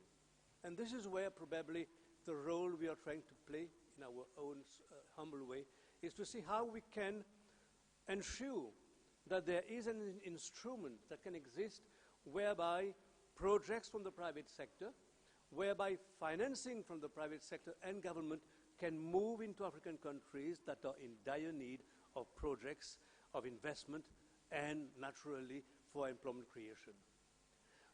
The approach which we have done is to go on a G2G basis with African countries, and then within the G2G to set up a special purpose vehicle that provide for projects which are the priorities for both countries. I take the case of Mauritius and Ghana. We have a G2G agreement, we have an MOU. We have also earmarked 47 projects which need to be implemented in Ghana. Same thing for Senegal, same thing for many other countries actually. And within this special purpose vehicle, this is where it is interesting, we are inviting those countries, those institutions which have funds, to connect with those who need those funds through those special purpose vehicles. It has worked beautifully up to now in the sense that we are becoming gradually a corridor for investment, a corridor also for transfer of technology from the West, from the developed countries to African countries. I think this type of initiative will need to be encouraged. This is the point of my intervention today, Madam. The point is that somewhere each of us must contribute the best we can to complete the other. The planet is already in distress. I won't speak of environment, neither of the issue we all have here of protecting, of ensuring the survival of planet Earth. But I feel as a Mauritian that as a small Mauritian we have to be in a position to participate in the global development and reduce the divide which has been hampering growth and social peace. So this is the issue I wanted to share. I hope I haven't gone beyond my time. You know, when you give to a politician a microphone, he never leaves it. So I am leaving it and thank everyone for having listened to me. Thank you. Thank you, Excellency. May I now invite Mozambique? Thank you, Madam Chair. Excellencies, ladies and gentlemen. At the outset, I would like to join the previous speakers in conveying our deep condolence and sympathy to His Excellency, the Minister of Foreign Affairs of Indonesia, and her family for the passing away of her father. Allow me to express on behalf of His Excellency, the Oldmir Baloy, the Minister of Foreign Affairs of Mozambique, our sincere gratitude to the government of Indonesia for the warm hospitality according to us since our arrival here in Bali, and for the excellent condition in place for a successful and productive meeting. Mozambique is fully committed to the iora platform of cooperation as a tool to define a common strategic vision on sustainable development and in addressing challenges and threats facing our countries. In this context, the 6 iora main areas of cooperation, mainly maritime security, trade and investment facilities, fishing management, disaster risk management, academic and scientific technology cooperation, and tourism and cultural exchange, continues to constitute a fundamental base for equitable and stable development of countries of the region. Notwithstanding considering those areas crucial in boosting our national economic and social development programs, we are of the view that common specific efforts should be addressed to the challenge we face as a region concerning the growing piracy issues, the increasing people and drug trafficking, illegal fishing, as well as the occurrence with more frequency of more severe phenomena of natural disasters. This will help in establishing a safe and attractive region, creating a better environment and good standard of trade, investment, and business for proper settling among our countries, and make our region participate as a visible global economic player. Excellency, this meeting takes place in the particular moment of the life of our association, in the countdown process for the preparation of the 2017 summit to mark the 20th anniversary, and at the turning point in the process of international institutional reforms aimed at consolidation IRA's strategic vision toward strengthening the internal cohesion and improvement of interaction within the partner of dialogue.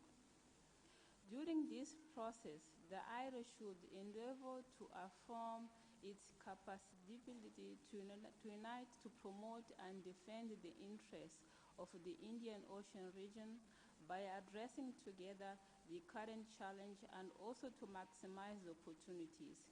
In this vein, Mozambique supports the IRA effort to provide a common response to the increasing concern of the international community on the need to ensure sustainable resource exploitation and preservation of the environment.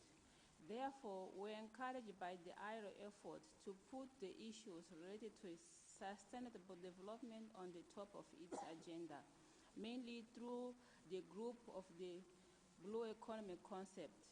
Mozambique shares the overall definition of the Indian Ocean as development space, integrating the conservation perspective and sustainable use of the ocean resources, in particular fishing, aquaculture, ocean renewable energy, maritime transport and ports, as well as mineral exploitation. The role of the private sector and the interaction people to people for better acknowledgement and togetherness is vital in these endeavors. In conclusion, I would like to reaffirm that Mozambique is committed to the IRO agenda for regional cooperation for sustainable development and full support of the current process of reforming our association. Therefore, we believe that the IRO Concord and the plan of action to be adopted in 2017 summit will bring a value added to our association. I thank you very much for your attention. Thank you. Thank you, Excellency. I now invite Oman. Thank you, Chair. Excellencies, ladies and gentlemen, I would like to express our deep condolences to Her Excellency, the Minister of Foreign Affairs, Indonesia, for the sad death of her father. I also would like to express our deep thanks and gratitude to the Republic of Indonesia for hosting the meeting and for the warm welcome and generous hospitality extended to us since our arrival. We meet today to continue our efforts to enable this association to play an active and tangible role in securing decent life and progress to its member states. We in the Sultanate of Oman appreciate the strategic importance of the Indian Ocean and looking forward to more cooperation in order to realize the goals of the association. We are confident that we all have the will that would help this association achieve its objectives. Again, I would like to renew our thanks to the Republic of Indonesia and all participating states for their diligence and efforts to make constructive proposal and take the necessary decision that would help support the association and find solution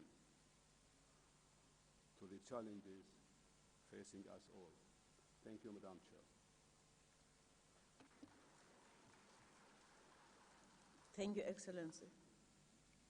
That's keeping time on. Yeah. May I now invite Seychelles? Mrs. Chair, Honorable Ministers, Excellencies, ladies and gentlemen, good morning. First and foremost, I would like to express my sincere condolence to the Minister of Foreign Affairs of Indonesia on the passing of her beloved father. Mrs. Chair, also allow me to convey our apologies on behalf of our Minister for not being present here today due to unavoidable circumstances. As you may be aware, following the resignation of President James Michel, on the 16th October, the Vice President Danny Faure became Seychelles' fourth president. During this brief period of transition, I would very much appreciate your understanding. Mrs. Chair, let me also take this opportunity on behalf of the government of Seychelles and my delegation to express my profound gratitude to the government of Indonesia for the warm welcome and kind hospitality accorded to us.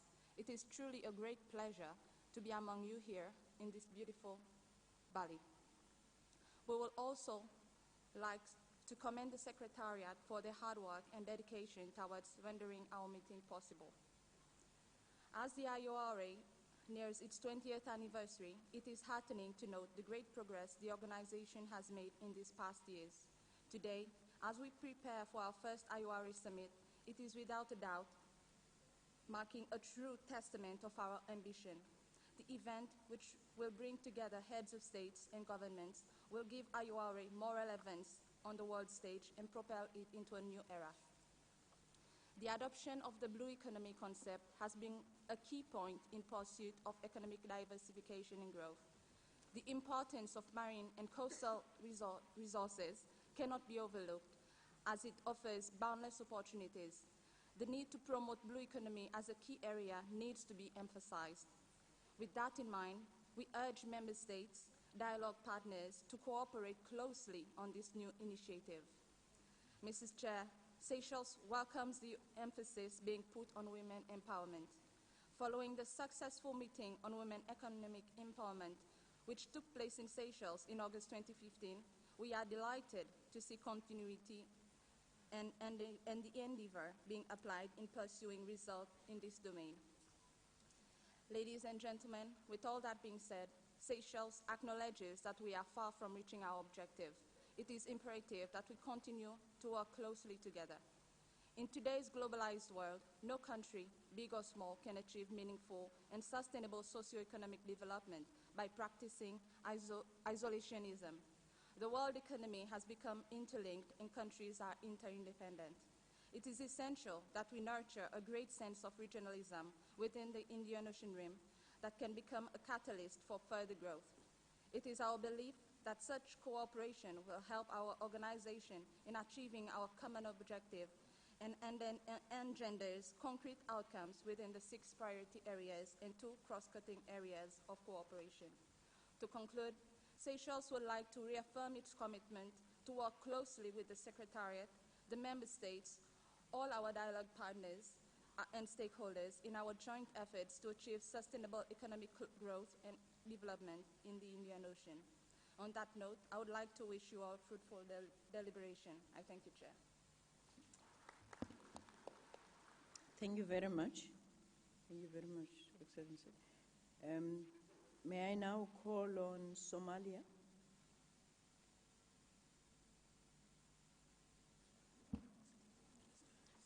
Thank you, Madam Chair. Good morning, Excellencies, ladies and gentlemen. We join other delegations to send our sincere condolences to our colleague, Her Excellency Retno Marsudi, the Foreign Minister of Indonesia, and her family. Say inna lillahi wa inna ilayhi raji'un.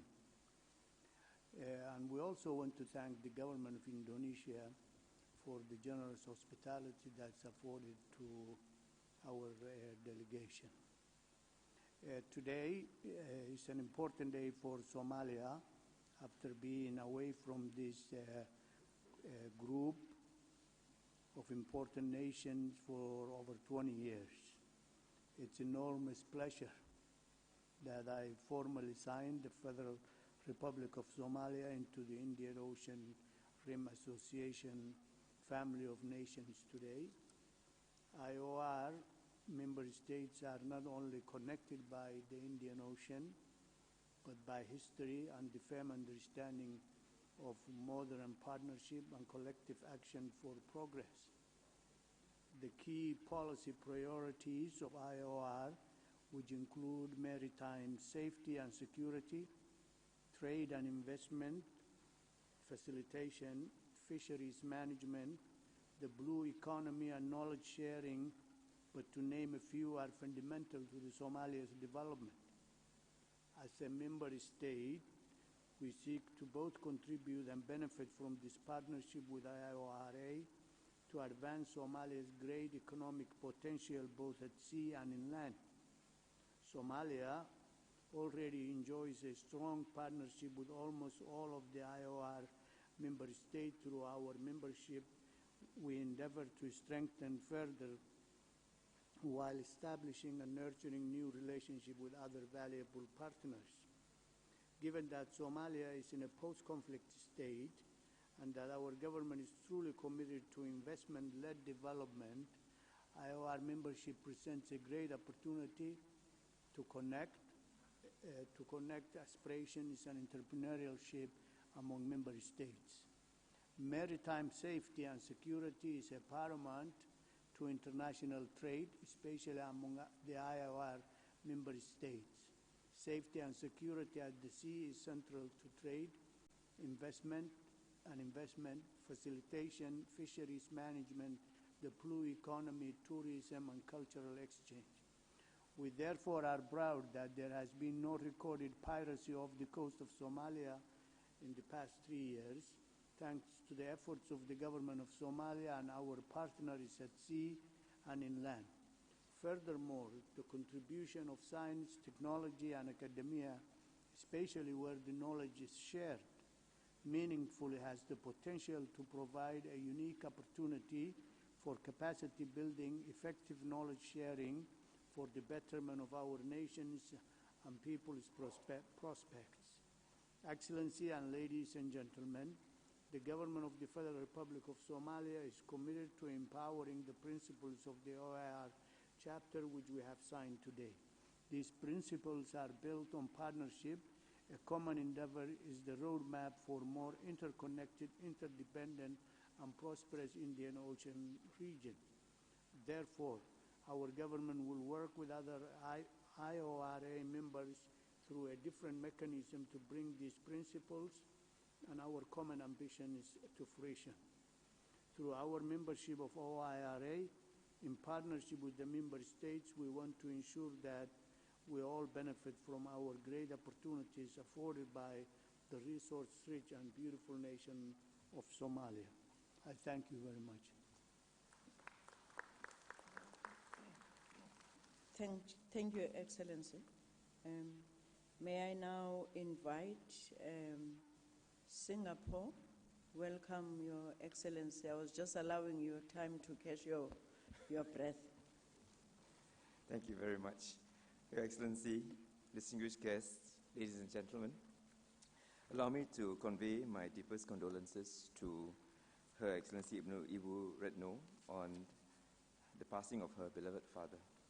I would also like to convey my deepest appreciation to the Indonesian government for the warm welcome and gracious hospitality.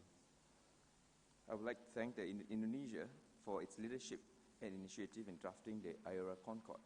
I'm confident that under Indonesia's able chairmanship, this COMM will be a resounding success. I'm delighted to be here to participate in the 16th iora Council of Ministers meeting in Bali. I would first like to apologize again for missing the morning session. I have just arrived from a bilateral visit to Bangladesh. Your Excellencies, the island of Bali, which sits on the eastern edge of the vast Indian Ocean, is a fitting location for our meeting today. For centuries, the nations within the Indian Ocean benefited from trade and the exchange of ideas and culture, and Bali is no exception. The majestic Hindu temples and the architecture from the ancient Majapahit Empire of the 15th century, which still stand in Bali today, are a testament to the rich opportunities that the Indian Ocean presented and continues to present to us. As the third largest ocean in the world, the Indian Ocean covers 13.4% of the world's oceanic resources. The countries around the Indian Ocean rim have a cumulative population of more than 2 billion people. The littoral states of the Indian Ocean hold more than 2/3 of the world's oil resources, 35% of the world's gas reserves, 40% of gold, and 80% of diamond deposits.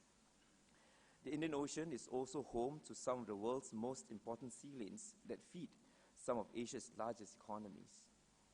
All told, more than 80% of the world's seaborne trade transits through the choke points in the Indian Ocean, including the Straits of Hormuz, Straits of Malacca, and the Gulf of Aden. Many iora member states' economic prosperity comes from secure and open sea lanes, and more broadly, on a stable Indian Ocean region.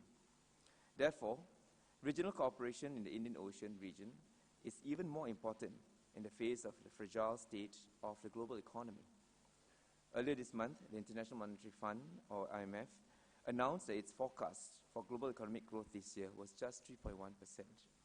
Recent events such as Brexit have further raised uncertainty and financial volatility. Against this backdrop, it is encouraging to note that intra-iora trade has grown significantly since the group's formation in 1997. We believe that IORA's focus on the blue economy agenda in recent years is both timely and appropriate. Greater cooperation between IORA member states can help maximize the potential of countries around the Indian Ocean rim. To this end, it is important that we focus on initiatives that help member states strengthen our governance capabilities, refine our policies, and promote our economic development. As a small island city-state with people as our only resource, Singapore believes firmly in the importance of building up a country's human resource to achieve its developmental goals. As a young country, we have received invaluable technical assistance from developed countries in our early years of independence. We believe that we ought to give back and share our developmental experiences with our friends from around the world. In this regard, I am pleased to note that Singapore has hosted more than 100,000 government officials from 170 countries under the auspices of the Singapore Cooperation Program, or SCP. Of these, more than 20,000 participants have been from IORA member states, who have participated in wide-ranging causes such as sustainable development, water management, urban solutions, public policy, and e-governance, just to name a few. More recently, in August this year, Singapore hosted 15 senior port officials and technical experts from 13 IORA member states for a customized course on port management operations. This was specially tailored for IORA's member states, as it was our privilege to have the Secretary General of IORA, Ambassador Bhagirat, present to launch the event. It was also the first IORA capacity building course where we welcomed a participant from Somalia. From Singapore's perspective, we see this as our modest contribution towards capacity building in line with IORA's priorities, to look forward to continuing our support. On that note, I wish to the meeting every success and look forward to hearing the contribution of other member states and a meaningful exchange of opinions and views. Thank you, Madam Chair. Thank you, Excellency. May I now invite Sri Lanka?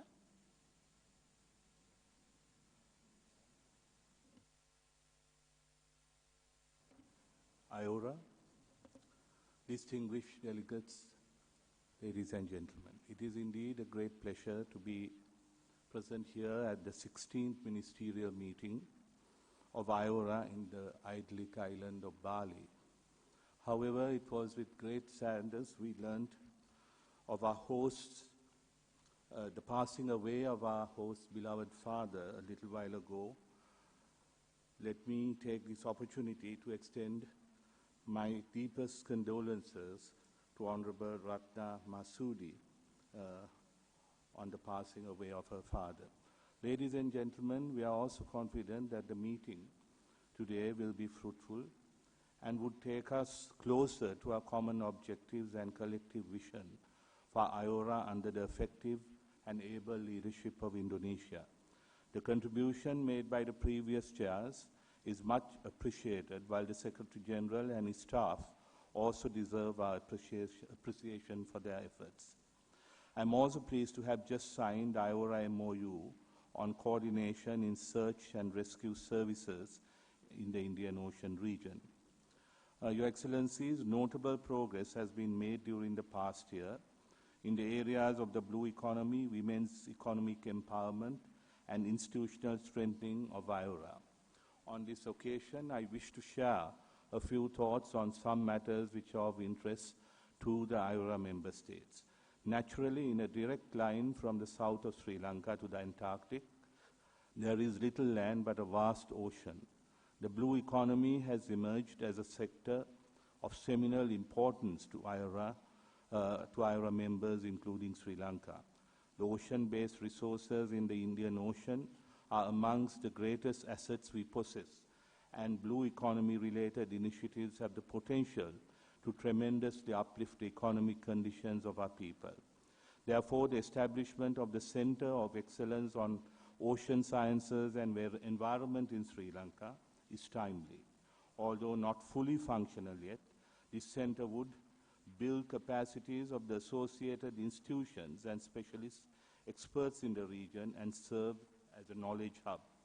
The iora whale and dolphin watching workshop held in Colombo this year facilitated networking among iora member states and partners and helped expertise in sustainable whale and dolphin watching tourism.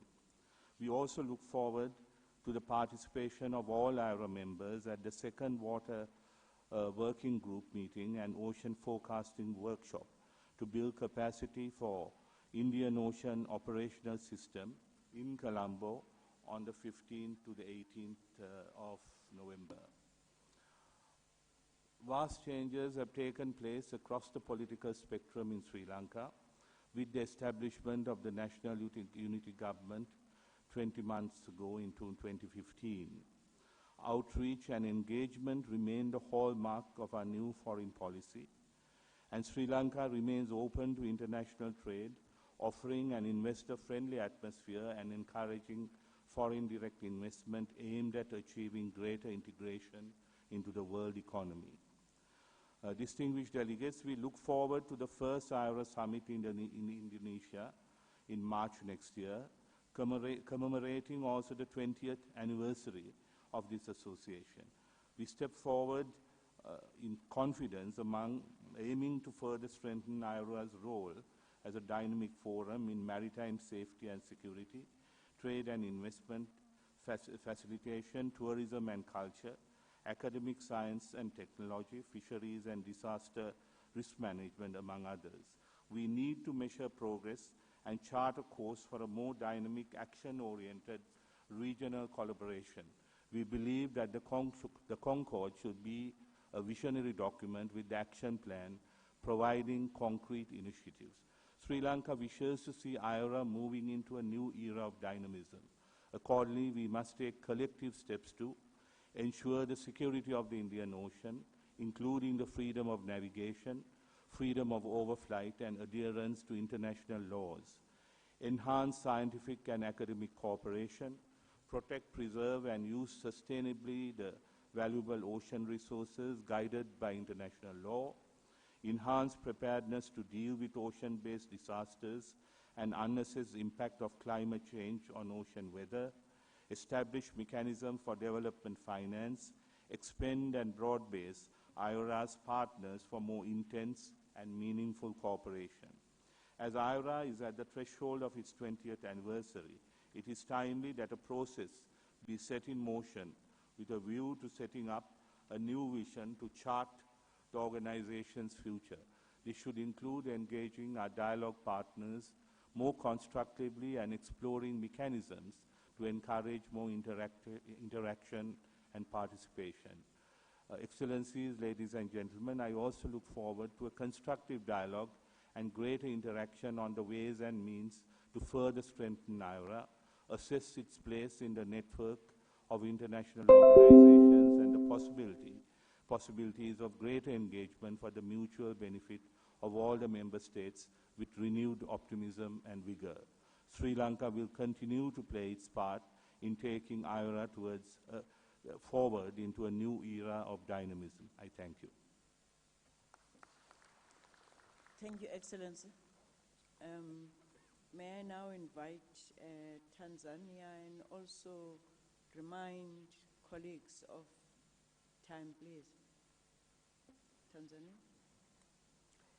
Honorable Mandia Mfeketo, Deputy Minister of International Relations and Cooperation of the Republic of South Africa, and Acting Chair of the Council of Ministers, co-chairs, honorable ministers, dialogue partners, ladies and gentlemen. At the outset, on behalf of the government of the United Republic of Tanzania, I would like to extend our deepest condolences to Honorable Retno Masood for the death of her father. May his soul rest in peace. I would further like to express my sincere gratitude to the people of Indonesia for their generous hospitality extended to my delegation since our arrival in this beautiful island of Bali. Let me also extend to you, Chair, warm greeting from my Honorable Dr. Augustine Mahiga, Minister of Foreign Affairs and East African Cooperation, who could not join us at this meeting due to other commitment back home. On the same note, I would like to pass on to you his message of appreciation and through you to other members of the association for the kind messages of condolences and support in different ways at that time when our country faced a major earthquake that costed lives and destruction to properties. Dear colleagues, through your messages, we were hugely consoled. Chairperson, let me also thank all those involved in the preparation of this forum for the job well done. In particular, I salute the government of Indonesia for teaming up with the secretaries in the process.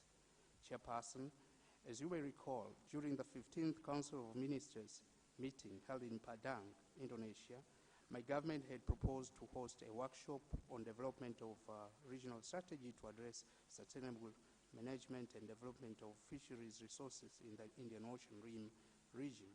It is against this background that Tanzania would like to express its appreciation to our fellow member states for supporting our proposal and to the iora Secretariat for its commitment to support member states in convening such workshops.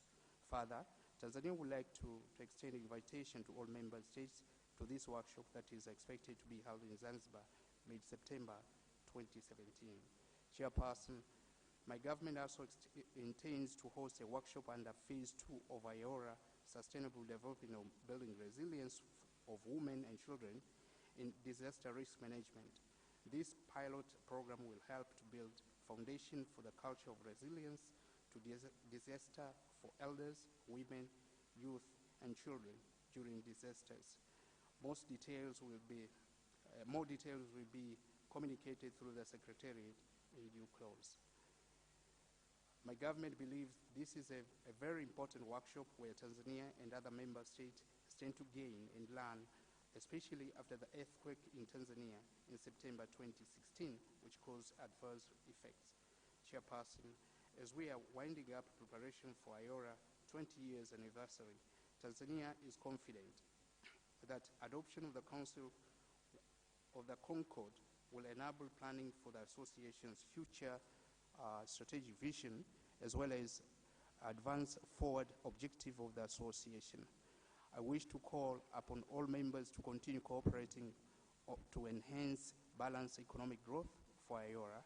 This includes sharing of knowledge and expertise among member states through trainings and workshops, exhibition and trade fairs, as well as promotion of e-learning on tourism and cultural matters among stakeholders in the region. Chairperson, in supporting the efforts and initiatives set by member states on the aspect of search and rescue along the Indian Ocean region, I'm happy that you have all witnessed Tanzania signing the MOU on search and rescue, which aims at promoting consultation and cooperation among member states.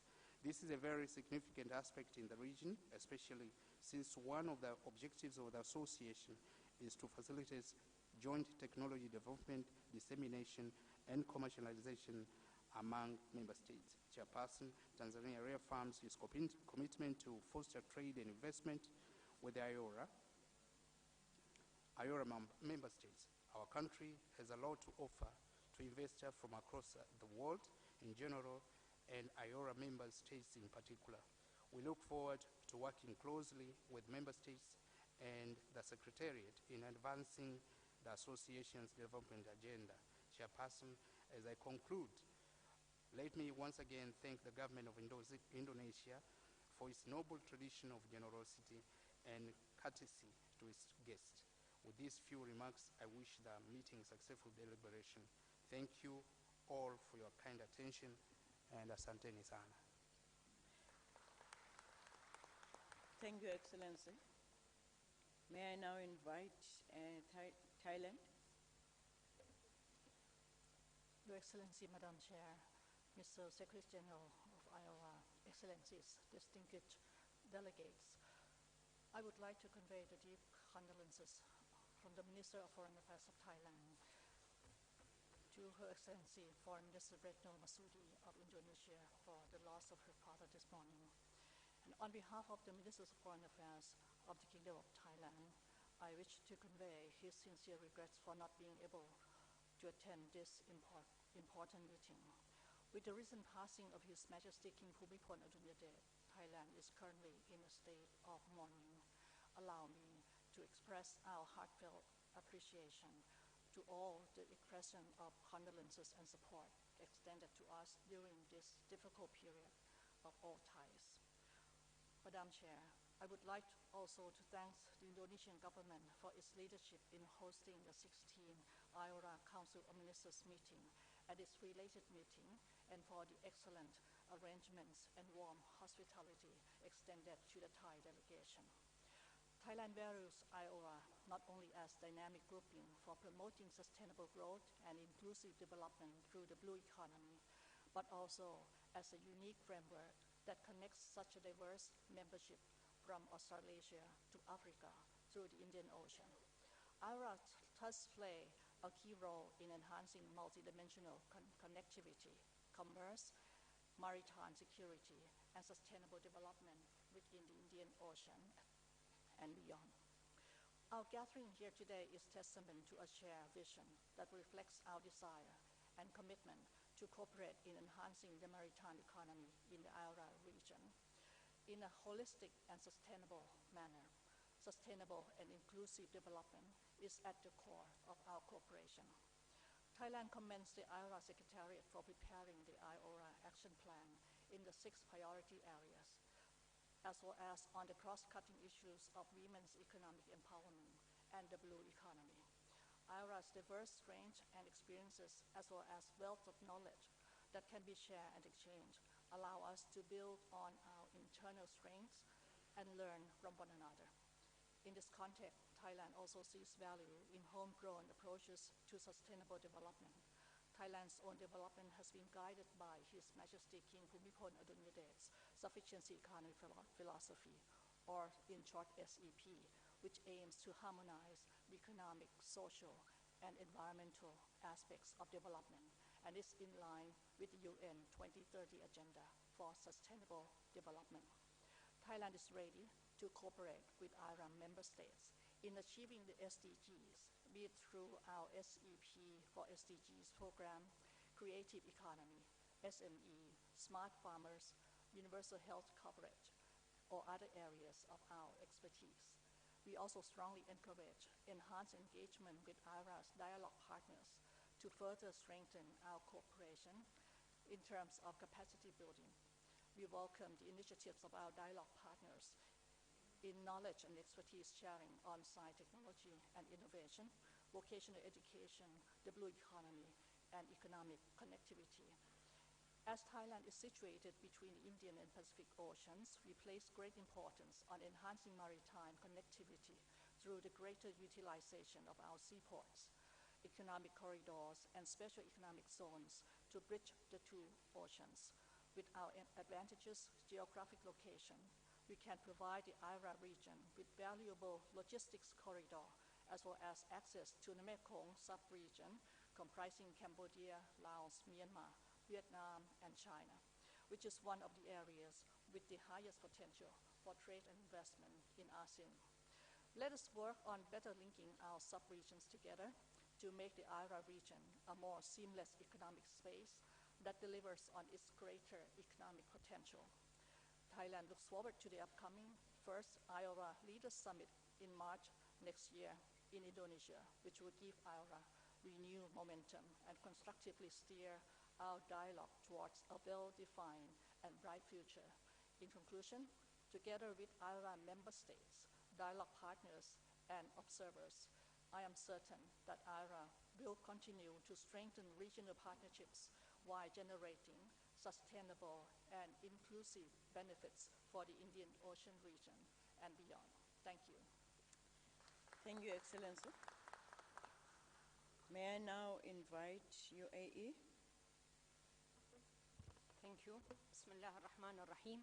Your Excellency, Chairperson, Excellencies, ladies and gentlemen. At the outset, the UAE delegation sent their deepest condolence to His Excellency, Foreign Minister of Indonesia. Then I would like to express my appreciation to the Republic of Indonesia, its government and its people for the warm welcome here in Bali, and to the IRO Secretariat for their wonderful job in organizing and hosting the 16th Council of Ministers meeting and its related meetings. I also like to express my sincere thanks to the Vice Chair for South Africa for their contribution and collaboration towards the success of IORA.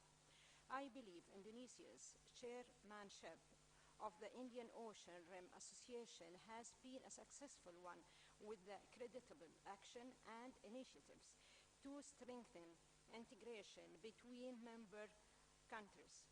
I am also confident that great strides will be made for the next year. At times, history and fate meet a single time in a single place to shape a turning point to the IORA's 20th anniversary. The UAE is committed to supporting the international development of the various peoples of the world towards achieving the UN Sustainable Development Goals, SDGs 2030. And to achieve these goals, we must continue our joint efforts to address the ongoing regional and global challenges facing the IORA members.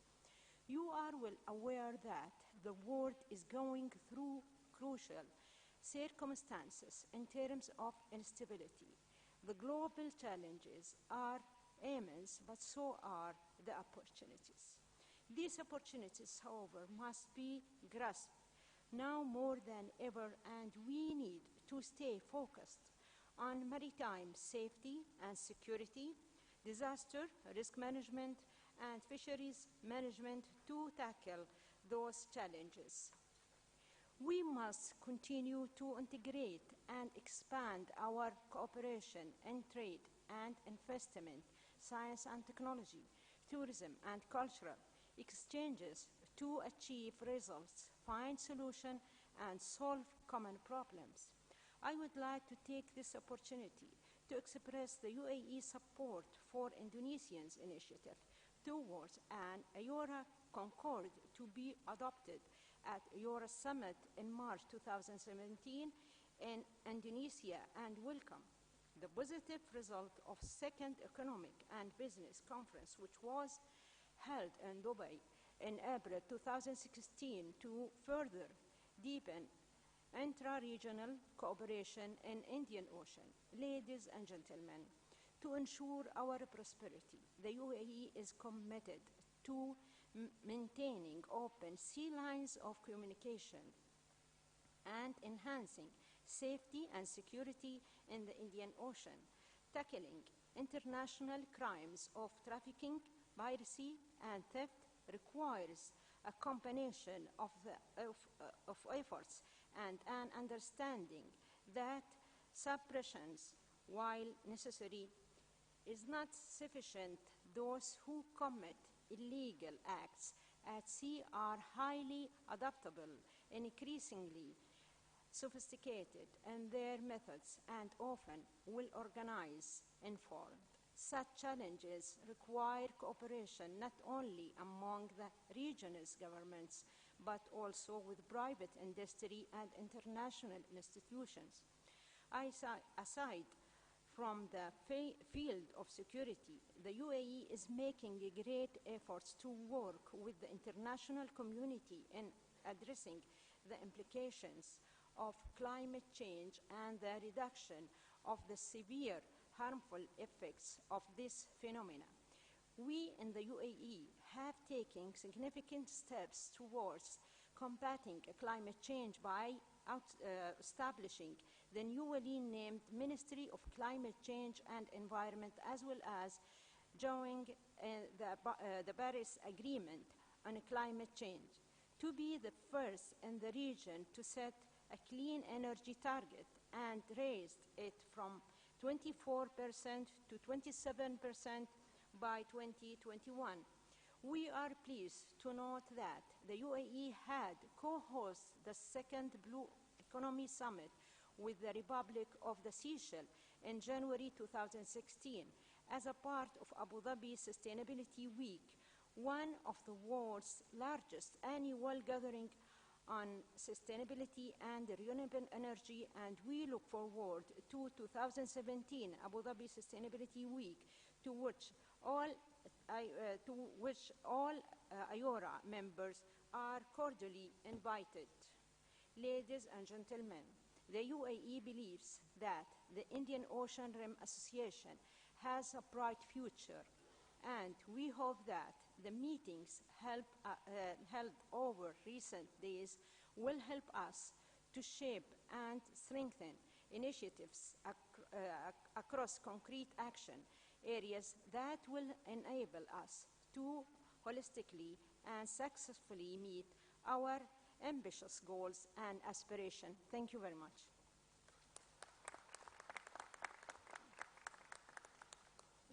Thank you, Excellency. May I now invite Yemen? Thank you, Madam Chair. Excellencies, dialogue partners, distinguished guests, ladies and gentlemen. At the outset, I would like to extend my sincere condolences to our host, Honorable Minister of Foreign Affairs of the Republic of Indonesia, and her family for the loss of her father. I wish to express my sincere gratitude and appreciation to the government and people of Indonesia for the warm reception and generous hospitality since our arrival to this beautiful island. I also would like to thank iora Secretariat for the great job they are doing and for preparing documents of this and other relevant meetings. I would like also to take this opportunity to congratulate Somalia for the signing of the iora Charter. Ladies and gentlemen, this esteemed forum is a platform of economic cooperation.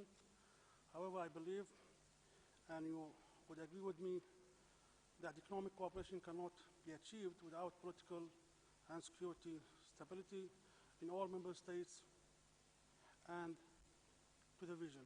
In this context, allow me to highlight some of the important points.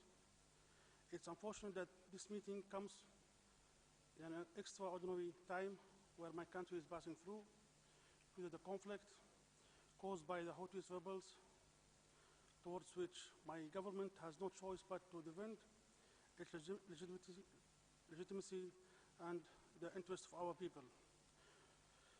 My government, during the peace consultations brokered by the UN Special Envoy in Geneva and Bali in 2015 and in Kuwait in 2016, agreed to all proposals tabled by the Special Envoy in order to restore peace and security in Yemen and to the region. However, the Houthis rebels and their allies, the ex-President Saleh, who are supported by member states of this esteemed association, rejected all proposals.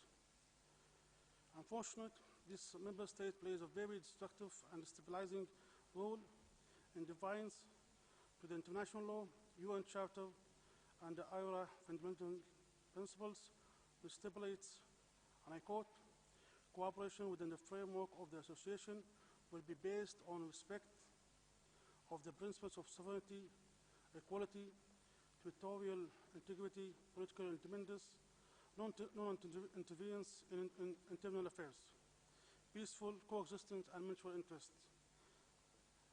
End of quote. Therefore, we urge these member states to hand off our affairs and to provide Yemeni people with medicines instead of weapons. I would like also to seek this opportunity to reiterate my government commitment to keep our hands extended for the peace solutions according to the three agreed references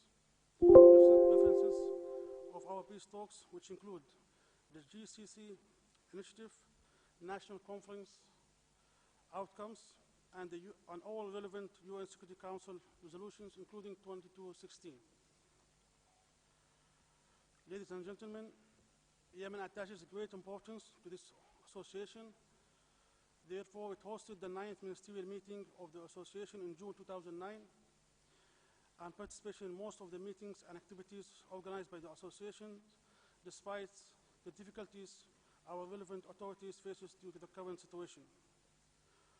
Furthermore, we are now in consultation with the Secretariat to arrange for a capacity building workshop for our experts under the iora Sustainable Development Program and hope to conduct this workshop very soon. Ladies and gentlemen, next year will mark the 20th anniversary of our organization, for which Indonesia is gratefully hosting a summit in March 2017 to commemorate this significant occasion. Our region faces many challenges that need to be addressed, and we believe that this summit will offer a valuable opportunity to reassess our work and enhance cooperation in order to continue and scale up the successful aspects.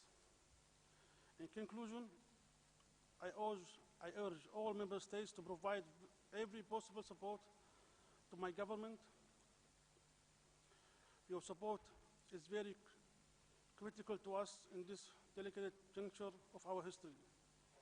In post-conflict reconstructions, Yemen will need support and technical assistance of all member states and dialogue partners in terms of development projects, poverty reduction, and capacity building programs related to the 6 priority areas of the iora.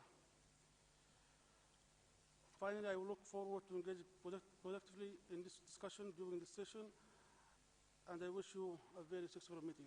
Thank you, Madam Chair.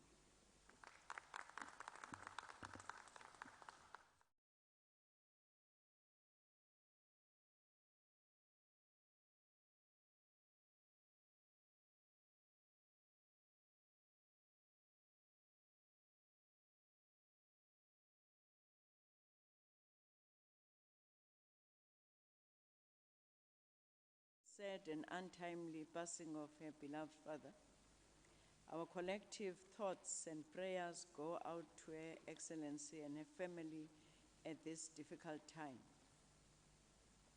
Allow me also to express my heartfelt appreciation to the Honorable Minister and Indonesian people for the warm and friendly hospitality that my delegation, and I'm sure most of us, have experienced in this beautiful city of Bali.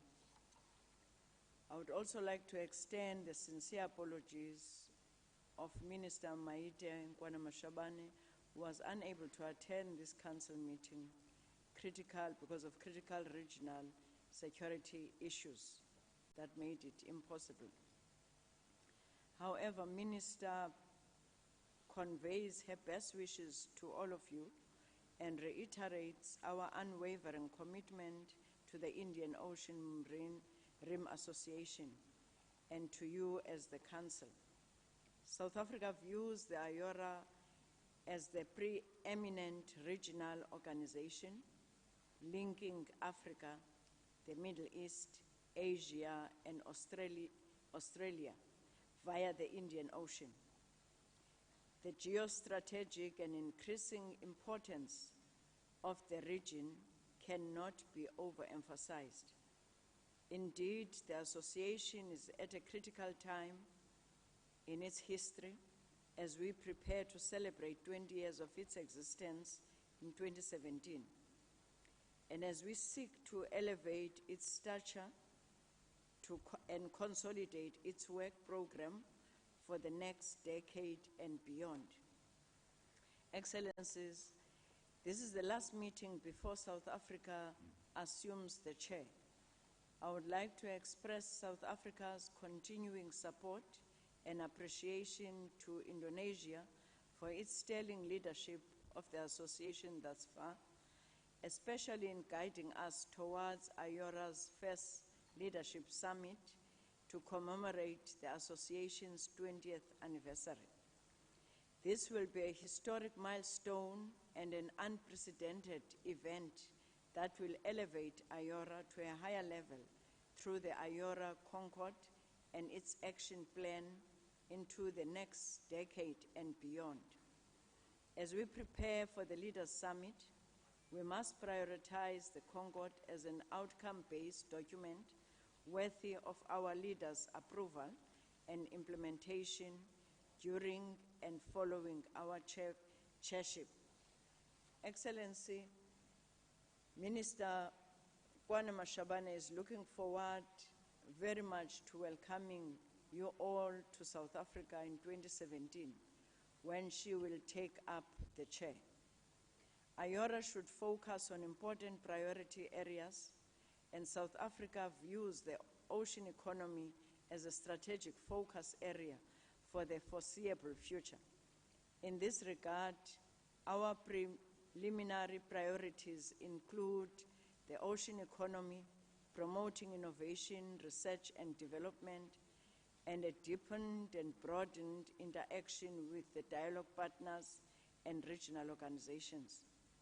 Women empowerment will be an important cross-cutting theme that South Africa will continue to prioritize during our chairship tenure. As chair, we will also have an African perspective as we will seek to align the activities of IORA to the 2050 Africa's Integrated Maritime Strategy. In areas such as maritime security, capacity building, skills development, and technology transfer in the ocean economy. Excellencies, Ambassador Bagarat will conclude his term as Secretary General of IORA at the end of 2017. It will be our job at the next council meeting to appoint his successor. South Africa has expressed an interest in proposing a candidate for the position. I'm very pleased to announce that Minister Kwana Mashabane will be approaching you all soon with a South African candidate. Perhaps it's time for the successful erstwhile troika of IORA, female foreign ministers, to be followed by an African female leading the Secretariat. We will count on your support. In conclusion, we remain committed to IORA and to building on its leadership under Indonesia, Australia, and India most recently. I thank you.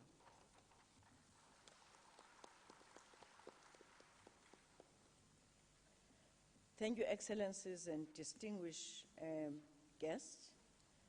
And now we come to agenda item 2.2, statement by dialogue partners. I will invite each dialogue partner in an alphabetic order, and I will appreciate it very much if the statements conveyed do not exceed 3 minutes each. as we over the lunchtime already. May I now invite China? Thank you, Madam Chair. Your Excellencies, Head of the Delegations, Leader Secretaries, ladies and gentlemen. I would like to extend our deepest condolences and sincere sympathy on behalf of the Chinese government and my delegation to Her Excellency, the Madam Foreign Minister of Indonesia and her family for the untimely passing away of her lovely father.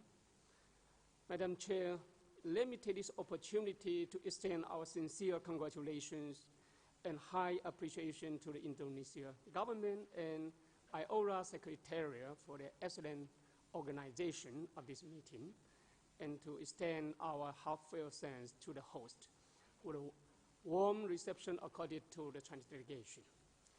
China values the status and role of iora and highly appreciates the remarkable achievement it has made in promoting peace, development, and cooperation.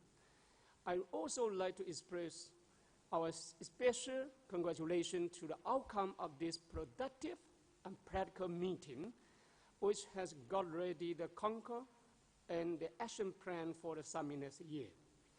As a sincere and practical dialogue partner, China has been deeply engaged in cooperation and provided financial, intellectual, and technical support to the mechanism building of iora. We have also co-built the Coordination Center for Desalination Technology for the technical training in Tianjin for the member state, and co-host the second iora Blue Economic Core Group workshop this July in Qingdao, which marked the first important meeting held in the dialogue partner. Madam Chairs, around 600 years ago, the Chinese navigator Zheng He once led seven voyages to the Indian Ocean by a large fleet of ships, which laid the foundation for the friendly cooperation between China and Indian Ocean Rim countries. In 2013, Chinese President Xi Jinping put up with the great initiative of building the Silk Road economic belt and the 21st century maritime Silk Road, which has opened up a new chapter for the mutually beneficial cooperation between China and the country in the Indian Ocean region. 3 years on, the Belt and Road Initiative has progressed mostly as preliminary planning and layout have been accomplished with positive initial results. By far, over 70 countries and international organizations have expressed their readiness for participation, and over 30 countries have reached cooperation agreement with China. Early harvests have been gained in the development of several economic corridors. The ban and the fund for the initiative are now in operation. The fair has shown us that the Belt and Road Initiative keep up with the historical trend of peace and development, mean the keen aspiration of the cooperation and development of the government and people along the routes, and help the country along the route to sustain economic and social development, and will enable the people to live a harmonious and happy life. The region and the country of the Indian Ocean Rim are the important direction and area for the development of the Belt and Road Initiative. They are the key participant and beneficiary. China is ready to further align its development strategy with the iora and its member states, while upholding the principle of wide consultation, joint contribution, share benefit, and to join our effort to strengthen our cooperation in implementing the iora 6 priority areas to promote the development of the Belt and Road Initiative. To support the iora Secretariat great effort to fulfill its mission, I would like to take this opportunity to announce that the Chinese government will donate additional $100,000 to iora for the project cooperation. I thank you for your attention. Thank you.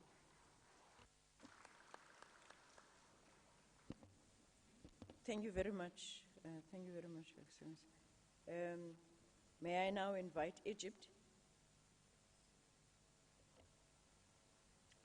Thank you, Honorable Chairperson, ladies and gentlemen. Allow me to extend our deepest condolences to Her Excellency Marsoudi as she lost this morning her father. On behalf of the Egyptian delegation, I would like also to extend our thanks to Indonesia for inviting us to participate as a dialogue partner to the 16th Council of Ministers meeting of IORA, and to express our deepest appreciation for the efforts extended to organize and host the meeting. Ladies and gentlemen, since Egypt has become a dialogue partner in 1999, we have built a productive cooperation with IORA on several fronts. Owing to Egypt's strategic location at the crossroads of the IORA's members' trade flows, Egypt shares with IORA the challenges and aspiration to achieve maritime security and safety, and to work together on sustainable economic growth and development. Realizing the emerging challenges ahead, Egypt acknowledges the profound need to capitalize on our previous success and to maintain the endeavor towards achieving our high aspiration in the region. We look forward to setting together a plan of action covering the priority areas set by the consecutive presidencies of IORA, including, coordination of policies, enhancing partnerships between private and public sectors, and knowledge and best practices sharing. Ladies and gentlemen, the global economy is at a critical juncture.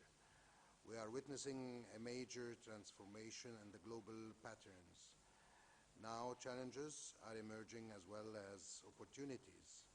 New driving forces for growth are materializing.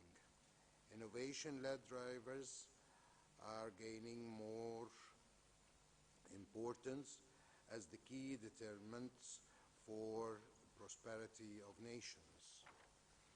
Recognizing the strategic importance of the Indian Ocean region and its vital significance to global economy, there is an ample room for concreted actions and joint work, which will enable us to address the common challenges and maximize the benefits for our people. Egypt realizes the necessity to capitalize on these potentials and focus on the core issues that coincide with the IORA priority areas. As reflected in the Egyptian paper submitted last year in the 15th Ministerial Meeting of IORA concerning future cooperation among member states and dialogue partners. These potentials are of cooperation encompass maritime cooperation in different aspects, security and safety as vital areas of dialogue and common action. In addition, trade, investment, and sustainable development represent vital areas of potential cooperation. Furthermore, tourism, science and technology, and women empowerment are also potential fields for concrete actions between Egypt and IORA. Ladies and gentlemen, allow me to applaud the invaluable effort extended, driven by our determination, address common challenges and to maximize the benefits of our people. Our aspirations are achievable. Let us capitalize on the ambitious steps we are undertaking, equipped by an unshakable confidence that we will achieve our goals. Thank you for kind attention. Thank you very much. May I now invite Franz? Thank you, Chair. Your Excellencies, Mrs. and Mr. Minister, Ambassador Bagheera, Secretary General of IORA, dear colleagues and delegates, I'm very happy to be here today to assist and participate in your ministerial meeting. I want to take this opportunity to thank warmly and sincerely the Presidency and the General Secretariat for the arrangements they've made to facilitate our short stay in Indonesia. I want also to convey my deep and sincere condolences to Her Excellency, the Minister for Foreign Affairs of Indonesia. We had yesterday a fruitful exchange of views with your senior officials on how to strengthen the cooperation between iora and dialogue partners, among them France, which I'm representing today. I hope that it will allow to achieve some common goals between iora members and our countries. As you may know, France is in charge of the presidency of the Indian Ocean Commission from 2016 to 2017. The 4 other members of our organization are full members of iora and are represented here: Mauritius, Madagascar, Comoros, and Seychelles. On its side, France is a dialogue partner in iora. But I must recognize that until now, we have been more or less a sleeping partner. But we have recently decided to be more participating in iora meetings and more present and contributing to iora activities, with the aim and the wish to be in the future recognized and admitted as a full member of your organization, as we are in the IOC. A lot of iora's activities are crossing items with those of the IOC and also of France in this region. So we have suggested that our 2 organizations could exchange observers at our principal or most important meeting like this one. We think it could be useful to better coordinate our activities. And to be coherent with this idea, France, as president of the IOC, until the next Council of Ministers in February or March, has invited IORAS with General Secretariat to attend the next meeting or workshop on blue economy, which will be held at Réunion Island on the 12th and 13th of December. Because blue economy is a common priority and field of cooperation between member states and of our organizations, we think that it could be one of the first areas of coordination. The second one should be maritime security, which is also of common interest. And the third one could be connectivity.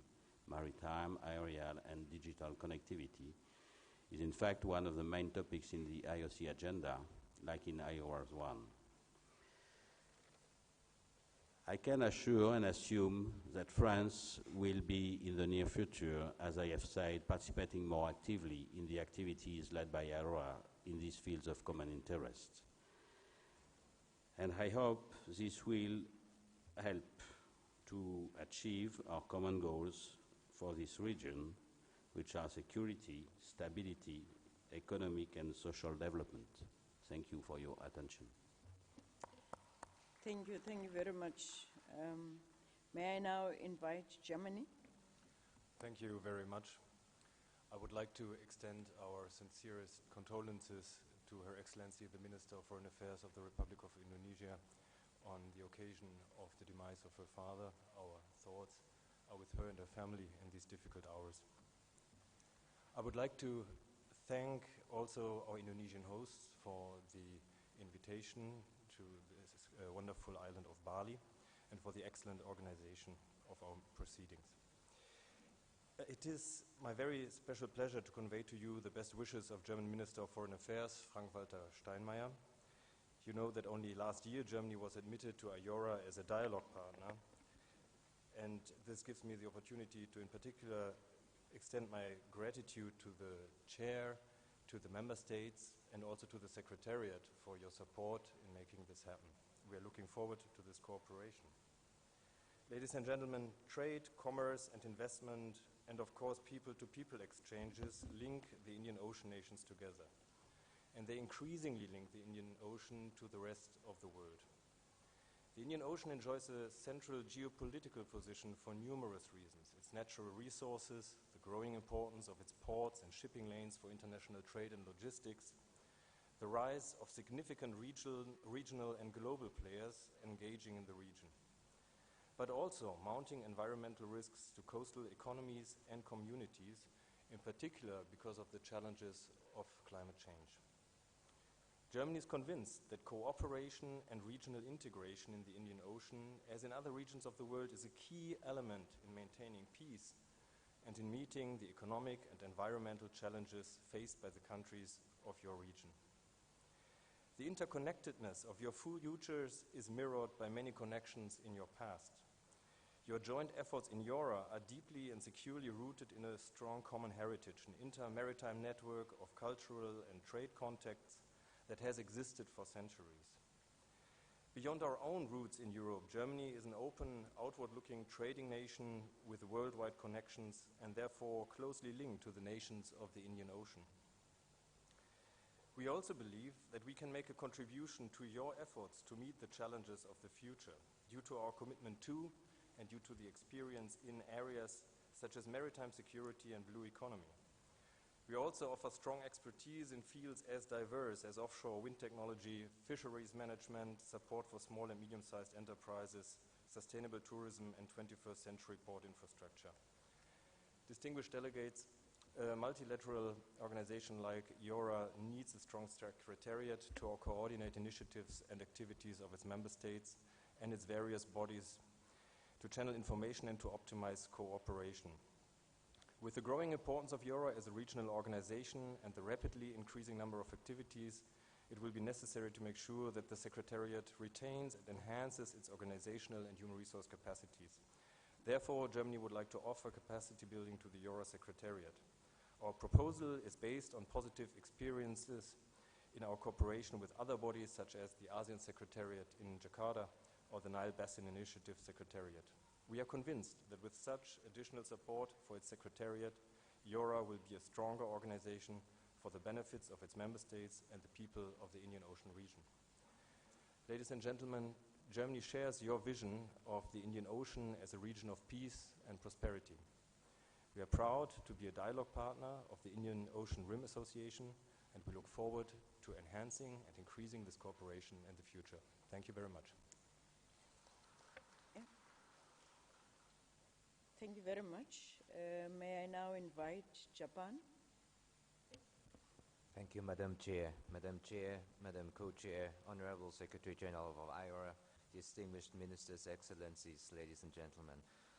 First of all, let me join all my colleagues to express our deepest sympathies and condolences to Ibu Menteri Retno.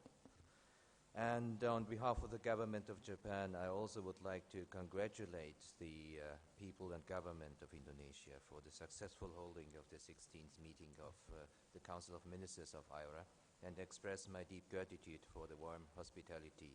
And I'm also grateful for the iora Secretariat for the outstanding contribution for the success of this conference. The Indian Ocean is a strategic area and at the same time an international economy's main artery through which almost half of the world's container ships come and go. For Japan itself also, the Indian Ocean is a very important area, which 90% of the crude oil imported to Japan is transported. So Japan understands the utmost importance of the Indian Ocean, as it supports the economic and trade activities, and not only between Asia, Pacific, the engine of the world growth, and the Middle East and Africa, with a great potential for development. Over the past year, the government of Indonesia has played a great role in making iora even more active. We would like to express our sincere respect for a huge achievement through measures, meetings, and other activities the government of Indonesia has implemented and initiated to this end. Among others, for example, the Track 1.5 International Symposium on the 20th anniversary of iora in Yogyakarta, offered great ideas, including many concrete suggestions for strengthening cooperation among IORA countries. Or the third Indian Ocean Dialogue that was held in April saw, among various other aspects, one focused synergy between the naval powers, which was very timely for considering global security in light of the increasing non-traditional threats such as piracy and IUU fishing. Japan hopes that this region, which is expected to be a new driving force of the world, will be a free and open ocean that is absent of force and coercion. Instead, we hope that it will develop as a region of prosperity that is supported by values such as freedom, democracy, rule of law, and freedom of navigation. To this end, it is essential to reinforce the rule of law at sea for ensuring peace, stability, and prosperity. At the 6th Tokyo International Conference on African Development, the so-called TICAD 6 held in Kenya in August of this year, Prime Minister Shinzo Abe announced the free and open Indian and Pacific strategy, Indo-Pacific strategy. Japan, as a dialogue partner, as a proud dialogue partner of IORA, would like to strengthen connectivity between the East and the West of the Indo-Pacific among Australia, ASEAN, India, and the South Asian subcontinent, the Middle East, and Africa, in order to promote the stability and prosperity of the entire region. We are looking forward to strengthen and enhance cooperation between Japan and IORA and all its member countries.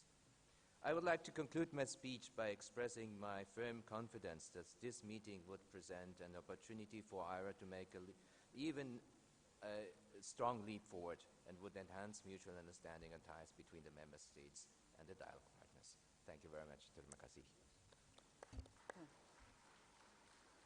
Thank you very much.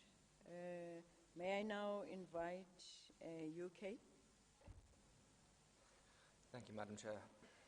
Excellencies, ladies and gentlemen, may I at the outset add my heartfelt condolences to those already expressed to the Honourable Ibu Retno Masudi on her sad loss. Madam Chair, this is the second IORA Council of Ministers meeting I've had the honour to address, and I would like to take this opportunity to again thank the Government of Indonesia for the continued warm hospitality and generous support offered to my delegation. Madam Chair, the UK is proud to be an IORA dialogue partner, and we are pleased to be able to learn from the experiences and expertise of the partners here today. The UK is strongly supportive of the IORA priorities and welcomes the development of the IORA Concord and Action Plan. Madam Chair, the UK can offer continued commitment and engagement with IORA members. The UK has been pleased to play a role in supporting maritime security. As part of an inter-regional effort to counter piracy in the Indian Ocean, the UK has supported the eradication of the threat, as well as offering significant capacity building in the region. Chair, a peaceful Indian Ocean is in the interest of the entire world. The trade links that tie all regions together and the support for human development and prosperity matter throughout the world. Building a prosperous and secure Indian Ocean community is only possible with adherence to a rules-based international system. The development of a set of norms and practices to support a rules-based approach to interactions in the Indian Ocean will strengthen security and prosperity for all. Madam Chair, prosperity in the Indian Ocean is dependent on the blue economy. The UK believes the blue economy will be an engine of growth globally. Sustainable use of the Indian Ocean and growing links across it are in the interests of everyone. To that end, the UK has begun working with some members of the IORA to support their blue economy aspirations. The UK, as a maritime nation, has the good fortune to enjoy a wealth of scientific and economic expertise, which we are delighted to be able to share with our friends and partners in the region. The UK's support for scientific and technical development to support the blue economy includes a £5.6 million programme to aid some IORA members to unlock more of the potential the blue economy offers. UK knowledge in aquaculture, fisheries, ocean science, maritime environment, and hydrographic expertise are part of our scientific and economic offer. Madam Chair, the Indian Ocean Rim is a diverse and exciting region. The UK is pleased to engage with our friends in the region as partners and equals. We look forward to the further development of IORA and the tangible outcomes from its Concord and Plan of Action. The 20th anniversary next year is an excellent opportunity to capitalise on the good work so far and to lift IORA to new heights. Thank you, Madam Chair. Thank you very much. May I now invite the last dialogue partner, USA. Thank you, Chair, Co-Chair, Secretary General. Let me join with my other friends here at this meeting in extending deepest condolences to the Madam Foreign Minister from Indonesia and her family for their loss. Distinguished delegates and guests, I am honored to convey to you the greetings of Secretary of State John Kerry and his appreciation to the government of Indonesia for hosting this meeting of the Indian Ocean Rim Association. It is a great pleasure to represent the United States at this meeting, joined by so many friends and partners from across the region and around the world. The reason we have all placed importance on this institution is clear. The Indian Ocean region will increasingly play a critical role in driving the global economy, addressing global issues, and affecting global security. In fact, the United States rebalance to the Indo-Asia Pacific has been based in part on the premise that security and prosperity in the world will be determined by what happens in this region. It is therefore our collective responsibility to ensure that the Indian Ocean remains an ocean of thriving economic activity, an ocean that can serve as a model for environmental stewardship, an ocean in which there is rules-based order, and most importantly, an ocean of peace. Friends, since becoming a dialogue partner in 2012, we have stressed that iora can play a vital role in the multilateral regional architecture that the Indian Ocean needs. iora is asking the right questions and is initiating the right discussions about how best to ensure a prosperous and secure future for the region. iora members face many challenges, but are well placed to undertake collective action and regional cooperation. In this regard, we look forward to seeing continued efforts to develop iora Concord. The United States also welcomes iora's increased consideration of the role of dialogue partners and how we might contribute to regional priority areas and projects. As we have said at prior Council of Ministers meetings, iora has the potential to help create a shared Indian Ocean consciousness among the Indian Ocean countries of Africa, the Middle East, South Asia, East Asia, and Oceania. It is up to iora to craft its own unique identity, set its own priorities, and strengthen its common voice, and the United States stands ready for increased engagement. We clearly see an enhanced commonality of interest between iora members and dialogue partners, particularly on maritime security and sustainable management of the ocean.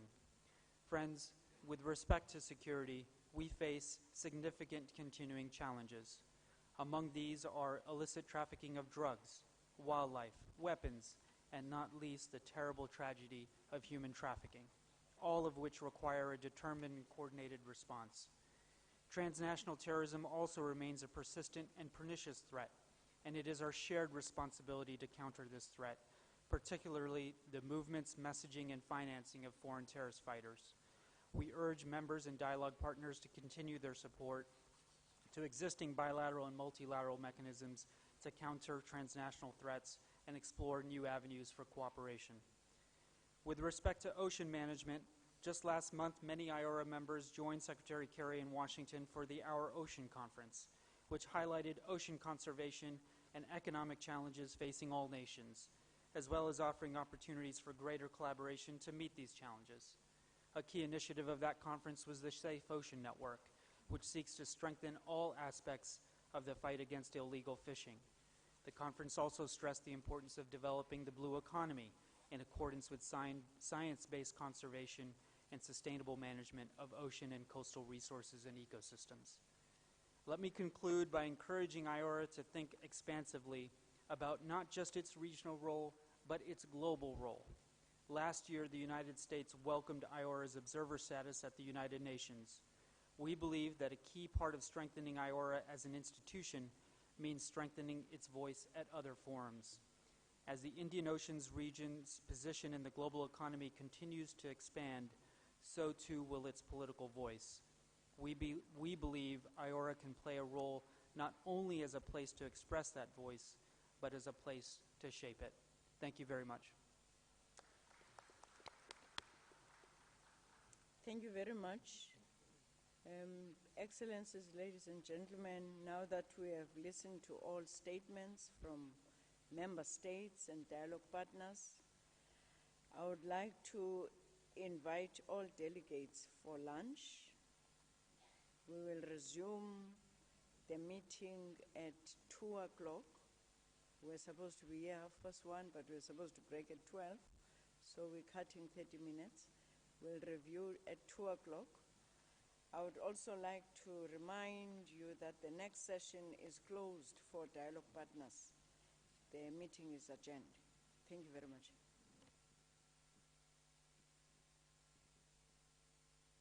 Ladies and gentlemen, before we move to the next session, we would like to invite you